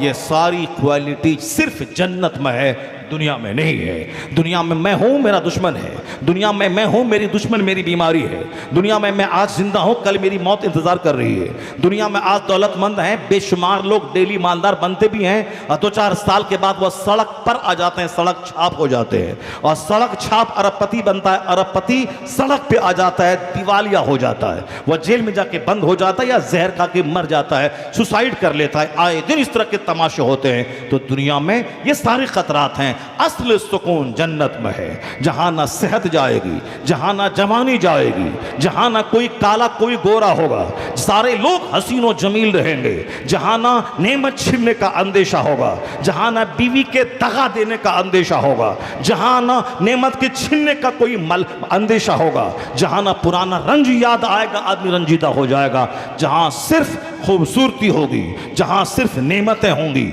जहां सिर्फ जवानी होगी, जहां सिर्फ एक खुशबूदार एक डकार आएगी, जितना वो खाया पिया है, शराब पाकीज़ा असलन खालिस, लबनन खालिस, असलब मुस्तफ़ा, सब खत्म हो जाएगा। एक फरहत बख्श डकार आएगी, सारी चीजें पच जाएंगी। इसलिए सारा असल सुकून जन्नत में है और दुनिया में उस असल सुकून की झलक सिर्फ वहां है जहां उस जन्नत की तैयारी है। इसलिए साफ लफ्जों में अगर अरबपति की खुदकुशी है तो वह गलत रास्ता तलाश किया है सुकून का। जो सोफा गद्दा मकानात की तामीर के हुजूम में चैन चाहता है वह गलत रास्ता सिलेक्शन किया है। असल रास्ता सुकून का कि या तो सारा सुकून जन्नत में है या उस सुकून की छोटी सी झलक इस दुनिया में उसके पास है जो जन्नत की तैयारी में महवे इबादत है। जैसे सरकार गौसे आजम को ले लें, गरीब नवाज को ले लें, औलिया सालिहीन की जमात को ले लें, घर में 10 दिन का फाका है मगर चेहरे पे नूर छन छन के टपक रहा है, ना गुर्बत का मलाल है, ना रोटी ना होने का सदमा है, इबादत का नूर है जो चेहरे पे छन छन के निकल रहा है। वहां सच्चा सुकून है, वहां कोई दुनिया की दौलत का कोई मलाल नहीं है, उस चेहरे का नूर है जो बताता है कि जन्नत का मुसाफिर है। तो सारा सुकून असल में या तो अल्लाह ने जन्नत में रखा है या फिर उसी जन्नत की तैयारी में जो इस दुनिया में लगा रहे उसके सीने में अल्लाह सेटिस्फैक्शन देता है, उसके सीने में अल्लाह सुकून देता है। यह है मकसद हयात, यह है कुरान हदीस का पैगाम, यह है फ़राइज़ व वाजिबात की तशरीह, यह है इस्लामी कानून की हिकमतें। नहीं सिर्फ वह कवि सम्मेलन करना है, मुशायरा करना है, मुशायरे में दिलचस्पी लेना है। जब कुरान हदीस की बात हो, जब आईना दिखलाया जाए उस वक्त थक के चूर होके जाके सो जाना है। ये किसने सिखलाया आपको? बाबा तैगली ने सिखलाया है? नहीं नहीं, दादा तैगली तो उस वली कामिल का नाम है जो अभी बचपने में है, अभी बचपने ही में वो टाइम जहाँ मौका मिलता सन्नाटे का वो हाथ में तस्बीह लेके अल्लाह अल्लाह करने लगते थे। जहाँ देखता माँ अपने काम में लगी है वहाँ घर के एक कोने में छुप करके आसमान की तरफ तकते और तस्बीह पढ़ा करते थे। जो सजदा रेज होकर तस्बीह पढ़ा करते थे, जिन्होंने इतनी ज़बरदस्त इबादत की कि मुख्तलिफ बीमारी का हमला हुआ, उसके बावजूद उन्होंने तहज्जुद नहीं छोड़ी, उन्होंने इशराक अवाबिन और चाश्त की नमाज नहीं छोड़ी, उन्होंने बैलगाड़ी पे चढ़ चढ़ के गांव गांव जाकर महफिल मिलाद करके मसलक अहले सुन्नत का प्रचार और प्रसार किया है। और फिर हर गांव समाज में जाकर उन्होंने नमाज पढ़ने, नमाज पढ़वाने, इबादत करने का मजाज उन्होंने पैदा किया है। आज लोगों ने समझ लिया कि बाबा तैगली ने मुझको साहब लोहे लक्कड़ और टायर की दौलत दे दी है, हम मालदार हो गए हैं। तो मालदार होना मालदार बनाने के लिए हमारे औलिया साली नहीं आते। वो सोचते हैं कि मैं दीनी एतबार से मालदार हो जाऊं, वरना दुनियावी एतबार से मालदार होना कमाल नहीं है। वो हदीस में आया है कि आखिर ज़माने में ज़मीन खजाने निगल उगल देगी, सारे लोग मालदार हो जाएंगे। यहाँ तक कि हदीस जिब्रील में आया है क़यामत जब करीब आएगी दुनिया का विनाश, तो उस विनाश से पहले कुछ अलामत, कुछ निशानी जाहिर होगी कि अब दुनिया का विनाश होने वाला है। उन निशानियों में एक निशानी हुजूर ने बयान किया है, व इज़ा रायतुम, जब तुम देखो कि नंगे पांव चलने वाला, नंगे बदन रहने वाला, जिनको बनियान नसीब नहीं था, जिनको चप्पल नसीब नहीं थी, नंगे बदन रहने वाला, नंगे पांव चलने वाला और बकरी का चराने वाला, उस वक्त यततावलून फिल बुनियान, ऊंची ऊंची इमारतों में इतराने लगे, बड़ा बड़ा महल बना ले लगे। हुजूर ने कहा था समझ जाना कि अब क़यामत बिल्कुल करीब आ गई है। जिसको हम तरक्की कहते हैं, जिसको हम डेवलपमेंट कहते हैं, यह डेवलपमेंट नहीं, यह साइंस ऑफ डूम्सडे यानी क़यामत की अलामतें हैं। ये क़यामत करीब आ गई, ये उसकी अलाम निशानी है। जब बकरी का चराने वाला महलों में आराम करे, यहाँ तक कि संथाल डोम चमात किस्म के लोग आज महलों में इतराते हैं। और साहब जो दूसरों की गाय चराता था आज वह 50-50 लाख की कार पे चल रहे हैं। तो दौलत कमाना कमाल नहीं है, आज तो जलील किस्म के लोगों को अल्लाह ने मालदार बना दिया है ताकि जान ले दुनिया के जलील, दुनिया को जलीलों को दे दिया गया। हुजूर ने कहा था अद्दुनिया जीफतुन व तालिबुहा किलाब, यह दुनिया मुर्दार है, उसका चाहने वाला कुत्ता है। यानी जिस तरह एक कुत्ता मुर्दार बकरी को खाता है, मुर्दार गाय बैल को, वो आपको कोई इंसान नहीं खाता है, वो कुत्ता ही उस मुर्दार को खाता है। उसी तरह हदीस में तशबीह दी गई है, दुनिया मुर्दार के मानिंद है और उसका तलबगार कुत्ते की मानिंद है। यानी जो नमाज रोज़ा छोड़कर सिर्फ पैसा कमाए, उसकी मिसाल मुर्दार पे रीछने वाला कुत्ता है। जो क़यामत और जन्नत की सारी बातों को ताक पे रख के सिर्फ दुनिया में पैसा कमाए, उसकी मिसाल हदीस में मुर्दों पे रीझने वाले कुत्तों से दी गई है। ये दुनिया नहीं, इस काबिल नहीं कि साहब दुनिया जमा करके हम बहुत बड़ा तरक्की याफ्ता कहला जाएं। हुजूर ने इसकी इतनी मज़म्मत की है, सरकार फरमाते हैं कि हर तामीर ख़त्म होने वाली है, हर पैदा होने वाले को मर जाना है और हर तामीर तेरे लिए वबाल है। कुल बिना यो वबाल इल्ला बि ज़रूरत, हर तामीर तेरे लिए वबाल है मगर जो ज़रूरत के तहत हो। यानी मकान ज़रूरत है सर छुपाने के लिए, न कि नाम नमूश और नामो नमूद और नुमाइश के लिए है। और आज ज़रूरत का ख्याल कम रहता है, नुमाइश का ख्याल ज़्यादा होता है। इसी नुमाइश ने मकान में करोड़ों लगाने पर मजबूर किया, और पड़ोस में मेरा भाई बीमार है, उसके इलाज कराने के लिए मेरे पास पैसे नहीं है। समाज में 25 गरीबों की जवान बेटियां जो अधेड़ उम्र को चली गई, 40 साल से ज़्यादा उसकी उम्र हो गई, पैसे नहीं है, कोई रिश्ता नहीं आता है, और हम यहाँ 50 लाख 50 करोड़ रुपए मकानात की तामीर में खर्च कर देते हैं। जबकि हुजूर ने कहा था तुम में सबसे अच्छा आदमी वो है जो अपने से दूसरों को फायदा पहुंचाने वाला है। आज अमेरिका यूरोप में जब पैसे ज्यादा हो गए, तब वहां के लोग कहते हैं कि अच्छा आदमी वो है जो दूसरों के लिए बेनिफिशियल हो, जो दूसरों के लिए लाभदायक हो, जो अपनी कमाई से दूसरों को फायदा पहुंचाए। आप अकेले सारी दौलत नहीं खा जाएंगे, जरूरत से ज्यादा माल इसीलिए है ताकि गरीबों, मिस्किनों, बेवाओं, यतीमों, हाजतमंदों के आप काम आ जाएं।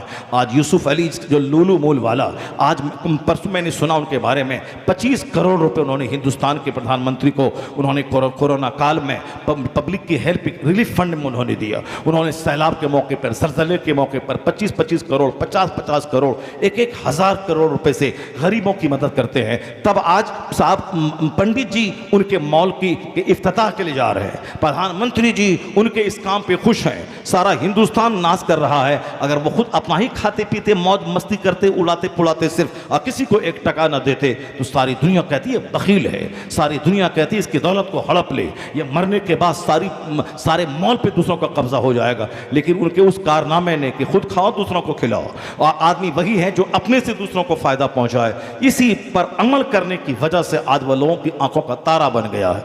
और आज अमेरिका यूरोप के लोग कहते हैं कितना खाओगे तुम, आदमी वही है जो अपने से दूसरों को लाभ पहुंचाए। कुर्ब ताज्जुब है कि सरकारे दो जहां ने यही पैगाम 1400 साल पहले अपने गुलामों को अता किया है। सारे जितने दानिश्वर आज कहते हैं कि the best among you is one who is profitable for other, तुम में सबसे अच्छा वो है जो दूसरों के लिए लाभदायक हो, जो दूसरों को अपने से फायदा पहुंचाता हो। किस कदर ताज्जुब की बात है कि जो बात आज दुनिया के स्कॉलर कहते हैं, यही पैगाम 1400 साल पहले पैगंबर आजम ने दी। नमाज, रोज़े, हज और ज़कात का पैगाम सब अपनी जगह, मगर एक अखलाकी मॉरल वैल्यूज़ की बात जहाँ आई है, अखलाकी पहलू की बात, एक अच्छा शहरी बनने, अपने से दूसरों को फ़ायदा पहुँचाने की बात, तो हुजूर ने किस कदर ज़बरदस्त पैगाम दिया।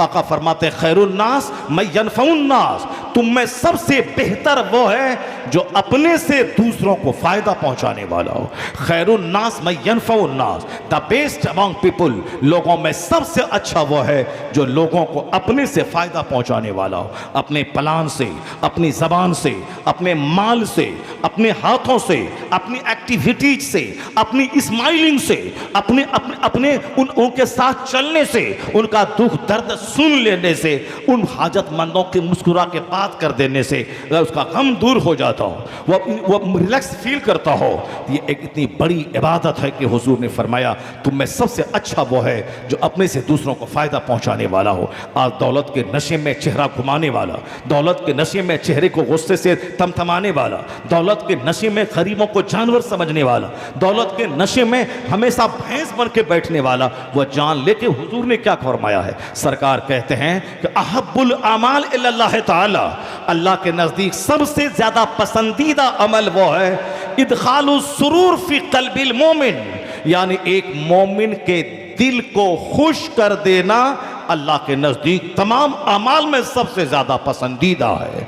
यानी मोमिन को खुश कर देना, खुश कर देना, चाहे मुस्कुराहट से खुश हो जाए, चाहे उनके इस्तकबाल के लिए कुर्सी से उठ कर उनको खुश कर दिया जाए, चाहे उनको थोड़ा माल दे के खुश कर दिया जाए। इदखालुस सुरूर यानी खुशी को उनके दिल में दाखिल कर देना, ऐसी बातें करना जिससे उनका गम दूर हो जाए, ऐसी बातें करना जिससे कि वह फरहत महसूस करने लगे।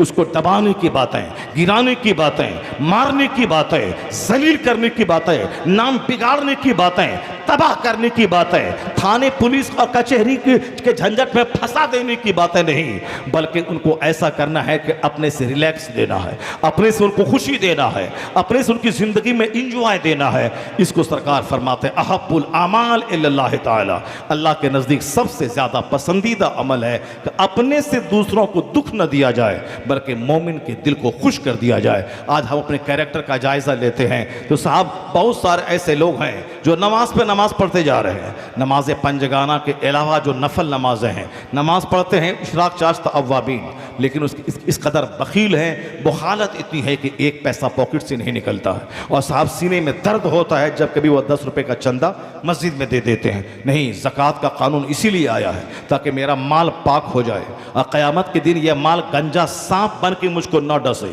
वरना वह सांप क़यामत के दिन हमारा माल सांप बनकर मेरे पूरे जिस्म को गरज कर वो अपना मुंह मेरे मुंह के सामने लाएगा और उसके मुंह पे तमाचा मार के बोलेगा, मैं तुम्हारा वो माल हूँ, मैं तुम्हारी बकरी, मैं तुम्हारी गाय, मैं तुम्हारा बैल, मैं तुम्हारा ऊंट, मैं तुम्हारा सोना, मैं तुम्हारी चांदी, मैं तुम्हारा फिक्स डिपॉजिट, मैं तुम्हारा वो माल हूँ जिससे तू बिजनेस करता था। अब उसको गंजा सांप यानी अंधा सांप क़यामत के दिन उस पर अल्लाह मुसल्लत फरमा देगा और फिर उसको उस वक़्त तक तकलीफ पहुँचाता रहेगा जब तक कि हिसाब किताब क़यामत में मुकम्मल ना हो जाए। ये माल इतना ख़तरनाक है, ज़कात नहीं देना। और ज़कात देने से माल पाक होता है, ज़कात देने से दिल भी पाक हो जाता है और दिल में माल देने वाले की मोहब्बत रहती है, न कि माल की मोहब्बत होती है। जो ज़कात नहीं निकालता और सदक़ात नाफिला नहीं करता, उनके दिल में माल बसता है। 10 टका निकला यहाँ चुभता है, 5 टका निकला दर्द यहाँ होने लगता है, यहाँ आंख से आंसू बहने लगता है। क्यों 100 टका मेरा चला गया, क्यों 200 रुपये मेरा चला गया, बेकार चला गया। ये 200 अगर बच गए होते तो मैं रिचार्ज करवा लेता मोबाइल। यानी उसका सीना बिल्कुल तंग रहता है, घुटा हुआ रहता है। और अल्लाह जिससे एहसान का मामला फरमाता है उसके सीने को खोल देता है। वह 1 लाख भी देने के बाद उसका दिल दुखता नहीं है, वह मुसर्रत से का एहसास करता है कि मैंने 1 लाख रुपए अल्लाह की राह में खर्च किए और मुझको यकीन है कि 1 लाख 50 लाख लेके मेरे पास वापस आएगा, क्योंकि अल्लाह का वादा है कि 1 खर्च कर मैं 10 दूंगा, 1 से लेके 100 गुना तक दूंगा, 1 से लेके 700 गुना तक दूंगा। ये क्या है? जिसका दिल इंशराह सद्र की नेमत से मालामाल हो, जिसका सीना खुल गया हो। इस सीने में माल नहीं, माल देने वाले की मोहब्बत यहाँ हो। जो आज दिया है वही कल भी देगा, मैंने उसी की राह में दिया है, इसका बदला पूरा पूरा वही मुझको लौटा के देगा। इस तरह ज़कात हमारे दिल को खोलना चाहती है, ज़कात हमें माल की मोहब्बत से ऊपर निकालना चाहती है। ज़कात हमें माल भी पाक करती है, दिल को भी पाक करती है। लेकिन बहुत सारे लोग हैं कि साहब नमाज तो पढ़ लेंगे वो, लेकिन उससे 10 टका नहीं निकलेगा। वो साहब अपने बाल बच्चों पे हज़ारों रुपये खर्च तो कर देंगे, मगर अपने पड़ोस के गरीबों के इलाज और बेटी की शादी के लिए उनके पास से पैसे नहीं निकलेंगे। वो हज पे हज तो जाके 5 बार कर लेंगे, रमज़ान का उम्रा 50 बार कर लेंगे, लेकिन साहब क्या है कि वो अपने गरीबों की मदद नहीं करेंगे। जबकि हज जिस पर फ़र्ज नहीं है उसको हज के बारे में ज़्यादा सोचना ज़रूरी नहीं है, हज की तड़प दिल में रखना ज़रूरी नहीं है। उस पर नमाज पंजगाना फ़र्ज़ है, पहले ये फ़र्ज़ अदा करे, और ये फ़र्ज़ अदा करता नहीं और हज के बारे में सोच रहा है, इसका मतलब है यह शैतानी सोच है। यह अल्लाह रब्बुल इज़्ज़त की तरफ से ये सोच नहीं आई है, यह शैतान की तरफ से आई है। और अल्लाह की तरफ से सोच आती कि मदीना देखो, मदीना देखो, काबा देखो, तो पहले मदीने वाले मुस्तफ़ा की हदीस पर अमल करते हुए 15 साल के बाद से जब नमाज फ़र्ज हुई है, कोई नमाज नहीं छोड़ता, पांचों नमाजें मस्जिद में अदा करता। हदीस में आया है कि जो घर में वज़ू करके मस्जिद जाता है हर कदम के बदले में नेकी मिलती है, और जब वह नमाज पंजगाना अदा करता है तो उसको हज का सवाब मिलता है। तो जो हज घर में मिल रहा था, यह नमाज पंजगाना पढ़ना नहीं है और हज के लिए दूसरों के सामने भीख मांगना है, मदीने की हाजिरी के लिए भीख मांगना है। मदीने में तो वहाबी भी रहता है, मदीने में तो वहाँ नजदी भी रहता है, मदीने में तो बदअकीदा भी रहता है, मदीने में तो बहुत सारे बदअकीदा जो रसूल पाक की तौहीन करके काफिर हो गए, ये सारे काफिर भी रहते हैं। तो मदीने में रहना उन बदमज़हबों को क्या फ़ायदा पहुँचाया, मदीने में रहना उन बदअकीदों को क्या फ़ायदा पहुँचाया। बल्कि जो मदीने में बदअकीदा मरता है वह बकी में क्यों ना दफन हो जाए, फरिश्ते उसकी लाश को उखाड़ के फेंक देते हैं। और कोई जो हिंदुस्तान में रह के मुस्तफ़ा की हदीस पर अमल करता है और मदीने में मरने की तमन्ना दिल में पाला, मगर पैसा न था कि मदीना जा सके, वह हिंदुस्तान ही में मर गया। अगर उसकी तलब सच्ची होती है तो फरिश्ते उनकी कब्र खोद कर उनकी लाश निकाल कर जन्नतुल बकी में मुंतकिल कर देते हैं। अगर कोई वहां का काफिर वहां दफन हुआ, उसे बकी से निकाल के हिंदुस्तान के बुतखाने की तरफ डाल देते हैं। और जो यहां मदीने की तलब में मर गया, उनकी लाश को पाते विशाल फरिश्ते मदीने पहुंचा देते हैं। तो असल में वो तलब रहनी चाहिए। आइए बार बार उम्रा के लिए जाते रहना, गरीब भाई परेशान और मोहताज है उसकी मदद नहीं करना, करना, ये नहीं जानते कि हज का सफ़र हज हमें गमगुसारी, हमदर्दी, फ्रेटरनिटी, ब्रदरहुड का ज़बरदस्त पैगाम देता है।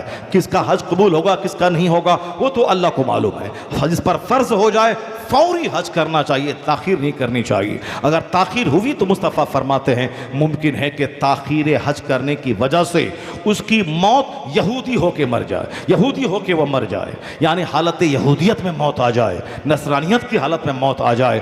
आला हज़रत के शजरा शरीफ पे लिखा हुआ है जल्दी से हज करना वरना खात्मा ख़राब होने का अंदेशा है। यहूदियत और नसरानियत की हालत में मौत आने का अंदेशा है। यह कोई ऑप्शनल चीज़ नहीं है कि हम सारा काम करने के बाद बुढ़ापे में खा खंखार के जाएंगे, नहीं नहीं, बल्कि यह कंपलसरी है, करना है। अगर बेटा के पास माल है तो बेटा पहले हज करे, अगर बाप के पास माल है तो बाप पहले हज करे। अगर बेटा के पास माल है, बाप के पास नहीं है, इतना माल है कि बाप को भी लेके जा सकता हो तो जाए, नहीं इतना माल है सिर्फ इतना है कि मैं जा सकता हूं, वह तने तना हज को जाए। बाप पर अलग नमाज फ़र्ज है, बेटा पे अलग फ़र्ज है। बाप पर अपना रोज़ा फ़र्ज है, बेटा पर अलग फ़र्ज है। बाप पर अपना अलग हज फ़र्ज है, बेटा पे अलग फ़र्ज है। ये तो गांव समाज में लोगों की सोच की कमज़ोरी है कि बाप से पहले अगर बेटा हज को चला गया, लोग कहते हैं हाँ बाप हज नहीं किया और बेटा कर लिया। ये वो बोलते हैं जो कानून इस्लाम नहीं जानता है। बाप पर भी नमाज फ़र्ज है, बेटे पर भी फ़र्ज है। बाप पर के पास अगर माल है तो कुर्बानी वाजिब है, और बेटा के पास माल है तो बेटे पर अलग से कुर्बानी वाजिब है। बीवी के पास जेवरात है 50,000 रुपये से ज़ायद, उस पर अलग सदक़े फ़ित्र वाजिब है, उस पर हर साल कुर्बानी वाजिब है। अगर उस पास ज़कात के बराबर माल है तो ज़कात उस बीवी के जेवरात पे, बीवी के माल पे ज़कात फ़र्ज है। जब बेटा जवान हो जाए तो बाप पर सदक़े फ़ित्र नहीं होता, जब बेटी जवान हो जाए बाप पे सदक़े फ़ित्र नहीं होता। उनके पास माल है तो वो निकाले, माल नहीं है तो नहीं निकाले। बाप अरबपति है तो उस पर फ़र्ज है, बेटा के पास अपना कोई माल नहीं है तो उस पर नहीं फ़र्ज है। ज़कात फ़र्ज नहीं है, सदक़े फ़ित्र वाजिब नहीं है, कुर्बानी वाजिब नहीं है। ऐसा नहीं कि पिछले बार बीवी के नाम से दिलवाया था इस बार अपने नाम से दिलवा ले, नहीं। कुर्बानी के दिनों में जिनके पास निसाब के बराबर माल हो उन पर कुर्बानी वाजिब है, चाहे बेटा, चाहे बेटी, चाहे बीवी, चाहे शौहर। अगर सबके पास है तो सब पर वाजिब है। एक घर में एक पूरा बड़ा जानवर ज़बह हो जाए, 7 आदमी हैं, 7 पर कुर्बानी वाजिब है, 7 कर दें, 7 बकरा कर दें या फिर एक बड़ा जानवर कर दें, मगर करें। ऐसा नहीं कि वो बाप किया था तो मैं नहीं करूँगा। सब पर सबको अलग अलग मरना है, सबों को अपनी अपनी कब्र में अलग अलग सवाल का जवाब देना है, सबों को अपने अपने अलग अलग पुलसरात को गुजरना है। तो बाप बेटा के पास माल था वो हज कर ले, बाप के पास नहीं है उस पर हज फ़र्ज नहीं है। फिर ये क्या कहना कि साहब बेटा चला गया बाप को नहीं ले गया। हाँ, अगर उसके पास ज़्यादा माल है, बाप को भी लेके चला जाए तो सोने पे सुहागा। अगर नहीं ज़्यादा माल है तो अपना फ़र्ज वो अदा कर ले। और ये कहना कि बाप चला गया, बेटा चला गया, बाप को नहीं ले गया, ये जहालत है, जहालत है। ये तो हिंदुस्तान के लोग के खा खंखार कर आखिर में हज करना चाहते हैं। वो इंडोनेशिया के लोग, वहाँ शादी से पहले वहाँ के यंग लड़के, यंग लड़कियाँ हज से फारिग होती हैं। वहाँ जब लड़का देखने कोई जाता है लड़की वाला तो पूछता है आपके बेटे ने कितना हज किया है। कोई बोलता है 4 हज किया है, 3 हज किया है, 5 उम्रे किए हैं। वहाँ जवानी के दिनों में उम्रा करना और हज करने का चलन है। लड़कियाँ शादी से पहले 2-4 हज बाप के साथ कर लेती हैं और शादी के मौके पे लोग पूछते हैं क्या आपकी बेटी ने हज भी किया है कि नहीं किया है। बोलता हाँ वो 3 हज हमारे साथ हमारी बेटी कर चुकी है शादी से पहले। और हिंदुस्तान का हाजी जब इनका चमड़ा चेहरे का लटक जाता है, जब वह दाना पचाने के काबिल पेट नहीं रहता है, उस वक्त पर हमारा हाजी जाता है, कफन लेके जाता है ताकि रास्ते ही में मर जाए तो वहीं उसको समंदर में डाल दिया जाए या वहीं दफन कर दिया जाए। घर वाले इतना चलो हज करने गया वहीं मर गया, अब क़यामत तक उसको जन्नत मिलती रहेगी और क़यामत तक हज का सवाब मिलता रहेगा। यानी आखिर में भेजना ताकि वो मर भी जाए तो कोई सदमा ना हो। और इसलिए हिंदुस्तान का हाजी जब वहाँ जाता है, कहीं कोई खजूर के पैकेट बांट रहा होता है वहाँ दौड़ के लेना, कहीं कोई जूस बांटता है वहाँ दौड़ के जाके जूस 10 जूस जमा कर लेना और 2-4 पीना, पेट का भर जाना, फिर बाकी जूस का फेंक देना। यानी सिर्फ यही सब करते रहना, लालच और हिर्स। ऐसा नहीं, और मैंने अपनी आंखों से देखा तुर्की के लोगों को और वहाँ के बहुत सारे लोगों को रमज़ान के दिनों में पैसा लेके जाते हैं, वो गड्डी गड्डी नोट, वहाँ खजूरें, नफीस किस्म की खजूरें, एक 40-40 रियाल यानी 2-2 हज़ार, 3-3, 5-5 हज़ार रुपये की खजूरें खरीद कर इफ्तार करवाना, लोगों में बांटना, पैसे बांटना, तस्बीह बांटना, साहब टोपी बांटना, मुसल्ला बांटना। यानी वो लुटाने के लिए पैसा लेके जाते हैं। चूँकि मक्का की एक नेकी 1 लाख के बराबर है, मदीने की एक नेकी 50,000 के बराबर है, इसलिए वो माल लेके जाते हैं लुटाने के लिए। और हिंदुस्तान के हाजी वहाँ जाते हैं लूटने के लिए। वह वहाँ जूस लूट लेना, खजूर लूट लेना, 10-20 केजी खजूर जमा कर लेना और आते वक्त ढेर सारा माल हो गया तो सारा खजूर होटल ही में छोड़ के चला आना, चूँकि वहाँ लगेज का मसला हो जाएगा। लेना है अब जाहिर सी बात है सारी ज़िंदगी में सदका तो खैरात तो जाना नहीं, और आखिर वक्त में वहाँ गया है तो अब सोचता है कि चारों तरफ से ले लें और लूट लें। शुरू से आदत डालिए खिदमत खल्क की, दूसरों को देने की, अपने से दूसरों को फ़ायदा पहुँचाने की, नमाज रोज़े हज व ज़कात की, और ख़ास करके सदक़ात व खैरात और वाजिबात की। और अपने घर में चर्चा करें दीन का कि बीवी औरतों पे अलग हक है, मर्दों पे अलग हक है, औलाद पे अलग हक है, वालिदैन पे अलग हक है। यहाँ तो साहब सारी ज़िंदगी गुजर गई, 80 साल के हो गए, एक दिन भी घर में चर्चा नहीं हुआ कि इस्लाम क्या सिखाता है, हुजूर की मुक़द्दस ज़िंदगी क्या है, सरकार की प्राइवेट लाइफ कैसी थी, इंडिविजुअल लाइफ कैसे थी, कलेक्टिव लाइफ कैसे थी, वह खलवत में कैसे रहते थे, जलवत में कैसे रहते थे। जिन काफिरों ने हुजूर के निकाह को टारगेट किया है वो काफिर क्या जाने। अरब का कल्चर अलग है, हिंदुस्तान का कल्चर अलग है। आज भी अरब के माहौल में 4 शादियां आम तौर पर लोग करते हैं, और 4 शादी जो करता है उसको इज्जत की निगाह से आज भी देखा जाता है। हिंदुस्तान में जो 2 शादी करे उसको हम अय्याश कहते हैं, हिंदुस्तान में 3 शादी करें उसको महा अय्याश कहते हैं। लेकिन जो अरब में 1 शादी करता है उसको लोग मिस्कीन कहते हैं, उसको लोग फकीर कहते हैं, उसको लोग साहब गरीब कहते हैं। जो 4 बीवी वाला शौहर हो उसको लोग इज्जतदार कहते हैं, इज्जत की निगाहों से देखते हैं। चूंकि अरब का माहौल आज तक 4 बीवी के करने का है, हिंदुस्तान का कल्चर वो नहीं है। हिंदुस्तान में 1 बीवी पे इक्तिफा करना, वो अगर मर जाए तो भी शादी नहीं करना, वो घर चली जाए तो भी शादी नहीं करना, चाहे ज़िना करना मगर शादी नहीं करना, चाहे बेटी जब शादी हुई थी तलाक हो गई फिर दोबारा शादी नहीं करवाना, शौहर मर गया फिर दोबारा शादी नहीं करवाना, उसी एक बेटे को लेकर रह जाएंगे। नहीं नहीं, यहाँ तो है कि अगर 50 साल की कोई खातून है, अगर वो शौहर उनका मर गया है उसकी शादी करा दे ताकि पाँव न बहके, जबान न बहके, दिल न बहके, निगाह न बहके। बुराई से बचाने के लिए ज़रूरी है, अगर हाथ पाँव बच भी गया मगर दिल के वसवसात को कहाँ से बचा पाएंगे। यहाँ हम शादी करा देनी चाहिए, बेवा की भी हो, तलाकशुदा की भी हो। यहाँ तक कि एक सहाबी कहते हैं कि मेरी उम्र 80 साल हो जाए और मुझको पता भी चल जाए मैं कल मरने वाला हूँ, फिर भी मैं बगैर बीवी वाले होने की हालत में मरने से बेहतर ये समझूंगा कि मेरे पास बीवी रहे, उस हालत में मैं मर जाऊं। यानी रांड बन के नहीं मरूं, बगैर बीवी वाला बन के नहीं मरूं। अगर मुझे मालूम भी हो जाए कि कल मैं मरने वाला हूं तो आज मैं शादी करूंगा, और ताकि बीवी की हालत में मरूं, न बगैर बीवी वाला बन के नहीं मरूं। ये सोच वहां की है 4 शादी करना। मगर हिंदुस्तान का कल्चर अलग है, वहां का माहौल गर्म है, वहां के लोगों के बदन में कुदरती तौर पर ताकत है, चूंकि वहां फल फ्रूट की वहां की गज़ा है, वहां का क्लाइमेट गर्म है। अगर एक ही शादी अगर उन पर लाजिम होती तो मुमकिन है कि गर्मी उनकी नेचुरल रिसोर्सेज के इस्तेमाल करने की वजह से जब औरतें हर महीने 10 दिन तक वह पीरियड में रहती हैं और बच्चा पैदा करने के बाद 40 दिन पीरियड में रहती हैं, उन दिनों में शौहर से ज़ब्त और बर्दाश्त न हो तो फिर ज़िनाकारी जिसको इस्लाम ने मिटाया है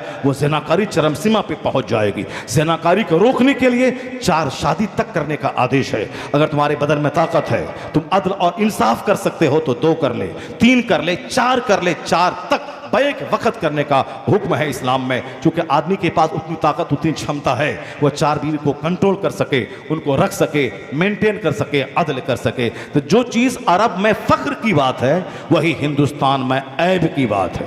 हिंदुस्तान में बहुत सारी गरीब घराने की बच्चियाँ 25 साल की हो गई, जवानी की अलामतें उसके अंदर नहीं हैं, वो लगती है कि 10 साल की हैं। बहुत सारी बच्चों को मैंने देखा, उम्र कितनी है साहब, तुम्हारी बेटी से 10 साल वो बड़ी है, लेकिन जो एक जवानी की अलामतें होती हैं वो अलामतें उसमें नहीं आई हैं। गरीब घर की बच्चियां हैं, खाने पीने की तंगियां हैं साहब, और बहुत सारी मुसीबतें हैं जिसकी वजह से जो इंप्रूवमेंट, जो तरक्की, जो फिजिकल डेवलपमेंट जो 5 साल, 6 साल, 10 साल में होना चाहिए, ये डेवलपमेंट 18 साल, 20 साल में होती है। वही खुशहाल घराने में कोई लड़की है 9 साल की, 9 साल ही में जवान हो गई, 9 साल में पीरियड उसका शुरू हो गया, 9 साल में जवान हो गई। तो जब लड़की जवान हो गई 9 साल में, उसका पीरियड शुरू हो गया, तो अब उसकी शादी चाहे 18 साल के जवान से हो या उसकी शादी 60 साल के बूढ़े से हो, तो जो शौहर से जो बीवी को मुनाफा पहुंचता है वो उस काबिल तो वह हो गई, जो चाहे वो 9 साल की क्यों न रहे, जवान तो हो गई। अब 18 साल का लड़का उससे शादी कर ले, या 50 साल का कोई अधेड़ उससे शादी कर ले या 60 साल का कोई ज़ईफ़ उससे शादी कर ले, जवान होने के बाद जब वह शौहर के काबिल हो गई तो कोई भी चाहे जिस उम्र का शौहर रहे वो शादी कर सकता है। हाँ, अगर नाबालिग जिसे कोई कोई कोई उससे जिस्मानी सोहबत करे तो ये है रेप, ये है उसकी इज्जत से खिलवाड़ करना। लेकिन कोई जवान औरत हो उससे कोई निकाह कर ले, इसको रेप नहीं बोला जाता है। मगर बदबख्तों, बदतमीज़ों, बेहयाओं, बेशर्मों ने, कुत्तों और कुतियों ने दुनिया का सबसे नफीस तरीन इंसान, जिनका जवाब न उनसे पहले कोई बन के आया न क़यामत तक कोई बन के आएगा, ऐसा लगता था। हजरत अबू हुरैरा कहते हैं मुस्तफ़ा का चेहरा ऐसा था कान्ना शम्स तजरी फी वजहिही, यानी हजरत अबू हुरैरा जो हुजूर को देखा, हम लोगों ने तो देखा नहीं, हम लोग तो किताब पढ़ते हैं, सरकार का जमाल किताब में देखते हैं, लेकिन अबू हुरैरा जिसने हुजूर को देखा, कई साल तक सरकार के साथ रहा, उनकी रिवायत आज तक रिकॉर्ड में मौजूद है। उन्होंने कहा कि हुजूर का चेहरा ऐसा हसीन था जैसे कोई सूरज नबी के चेहरे में तैर रहा हो, कोई सूरज नबी के चेहरे में तैर रहा हो। जाबिर इब्ने समौरा एक दूसरे रावी हैं, वो कहते हैं कि 14वीं रात का चांद चमक रहा था, सरकार हमारी निगाह के सामने थे, सुर्ख धारीदार लाल धारी वाली एक चादर हुजूर के जिस्म अक़दस पर थी, इससे चेहरा ऐसा हसीन लग रहा था। मैं कभी चांद को देखता, 14वीं रात का चांद जिसे बदर कहते हैं, मैं कभी बद्र को देखता और कभी हुजूर के चेहरे को देखता। हदीस का लफ्ज आया है मैं दोनों को देखता, मगर मेरे दिल ने फैसला किया वह वजहू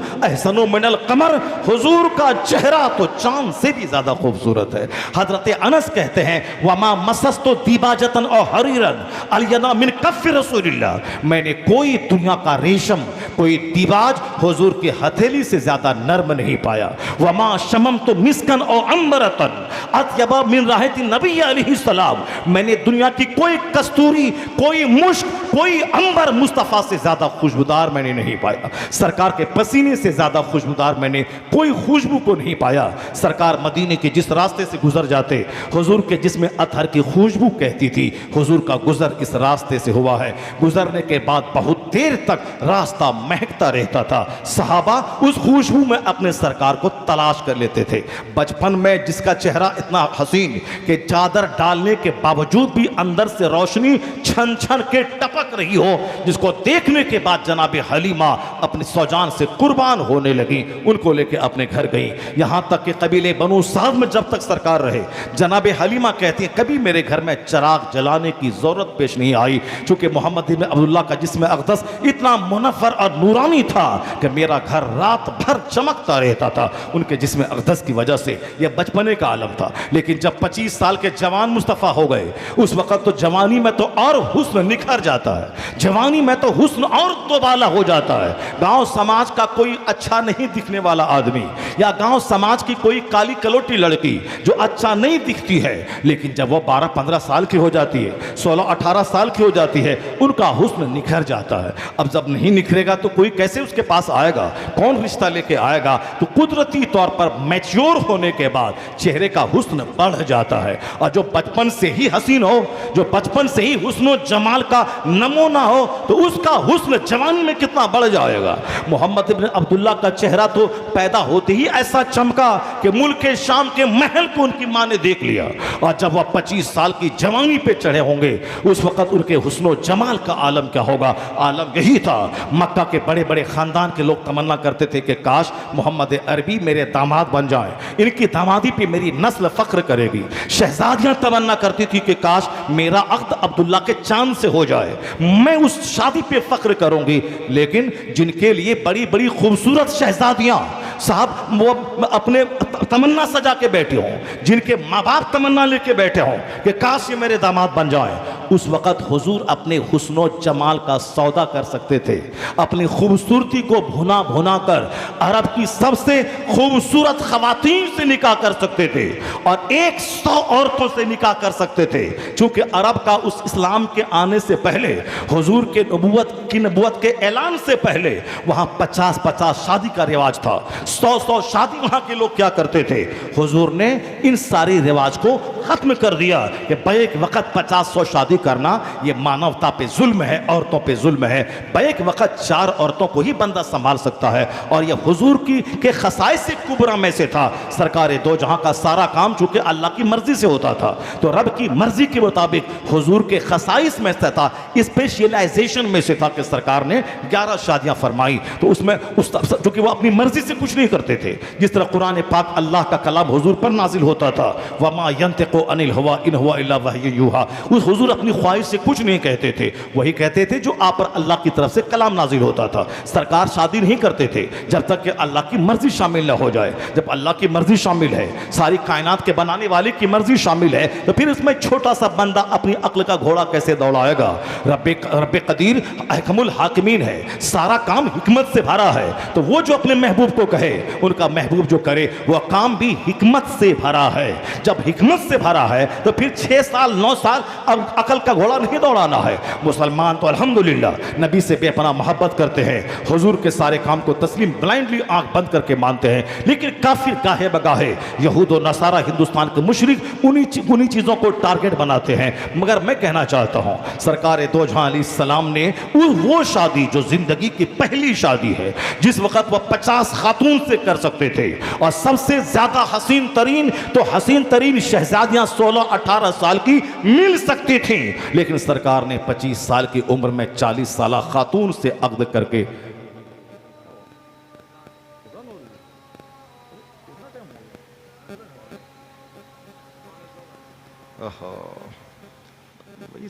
खैरुम मिन दुनिया व मा फीहा, जन्नत में थोड़ी सी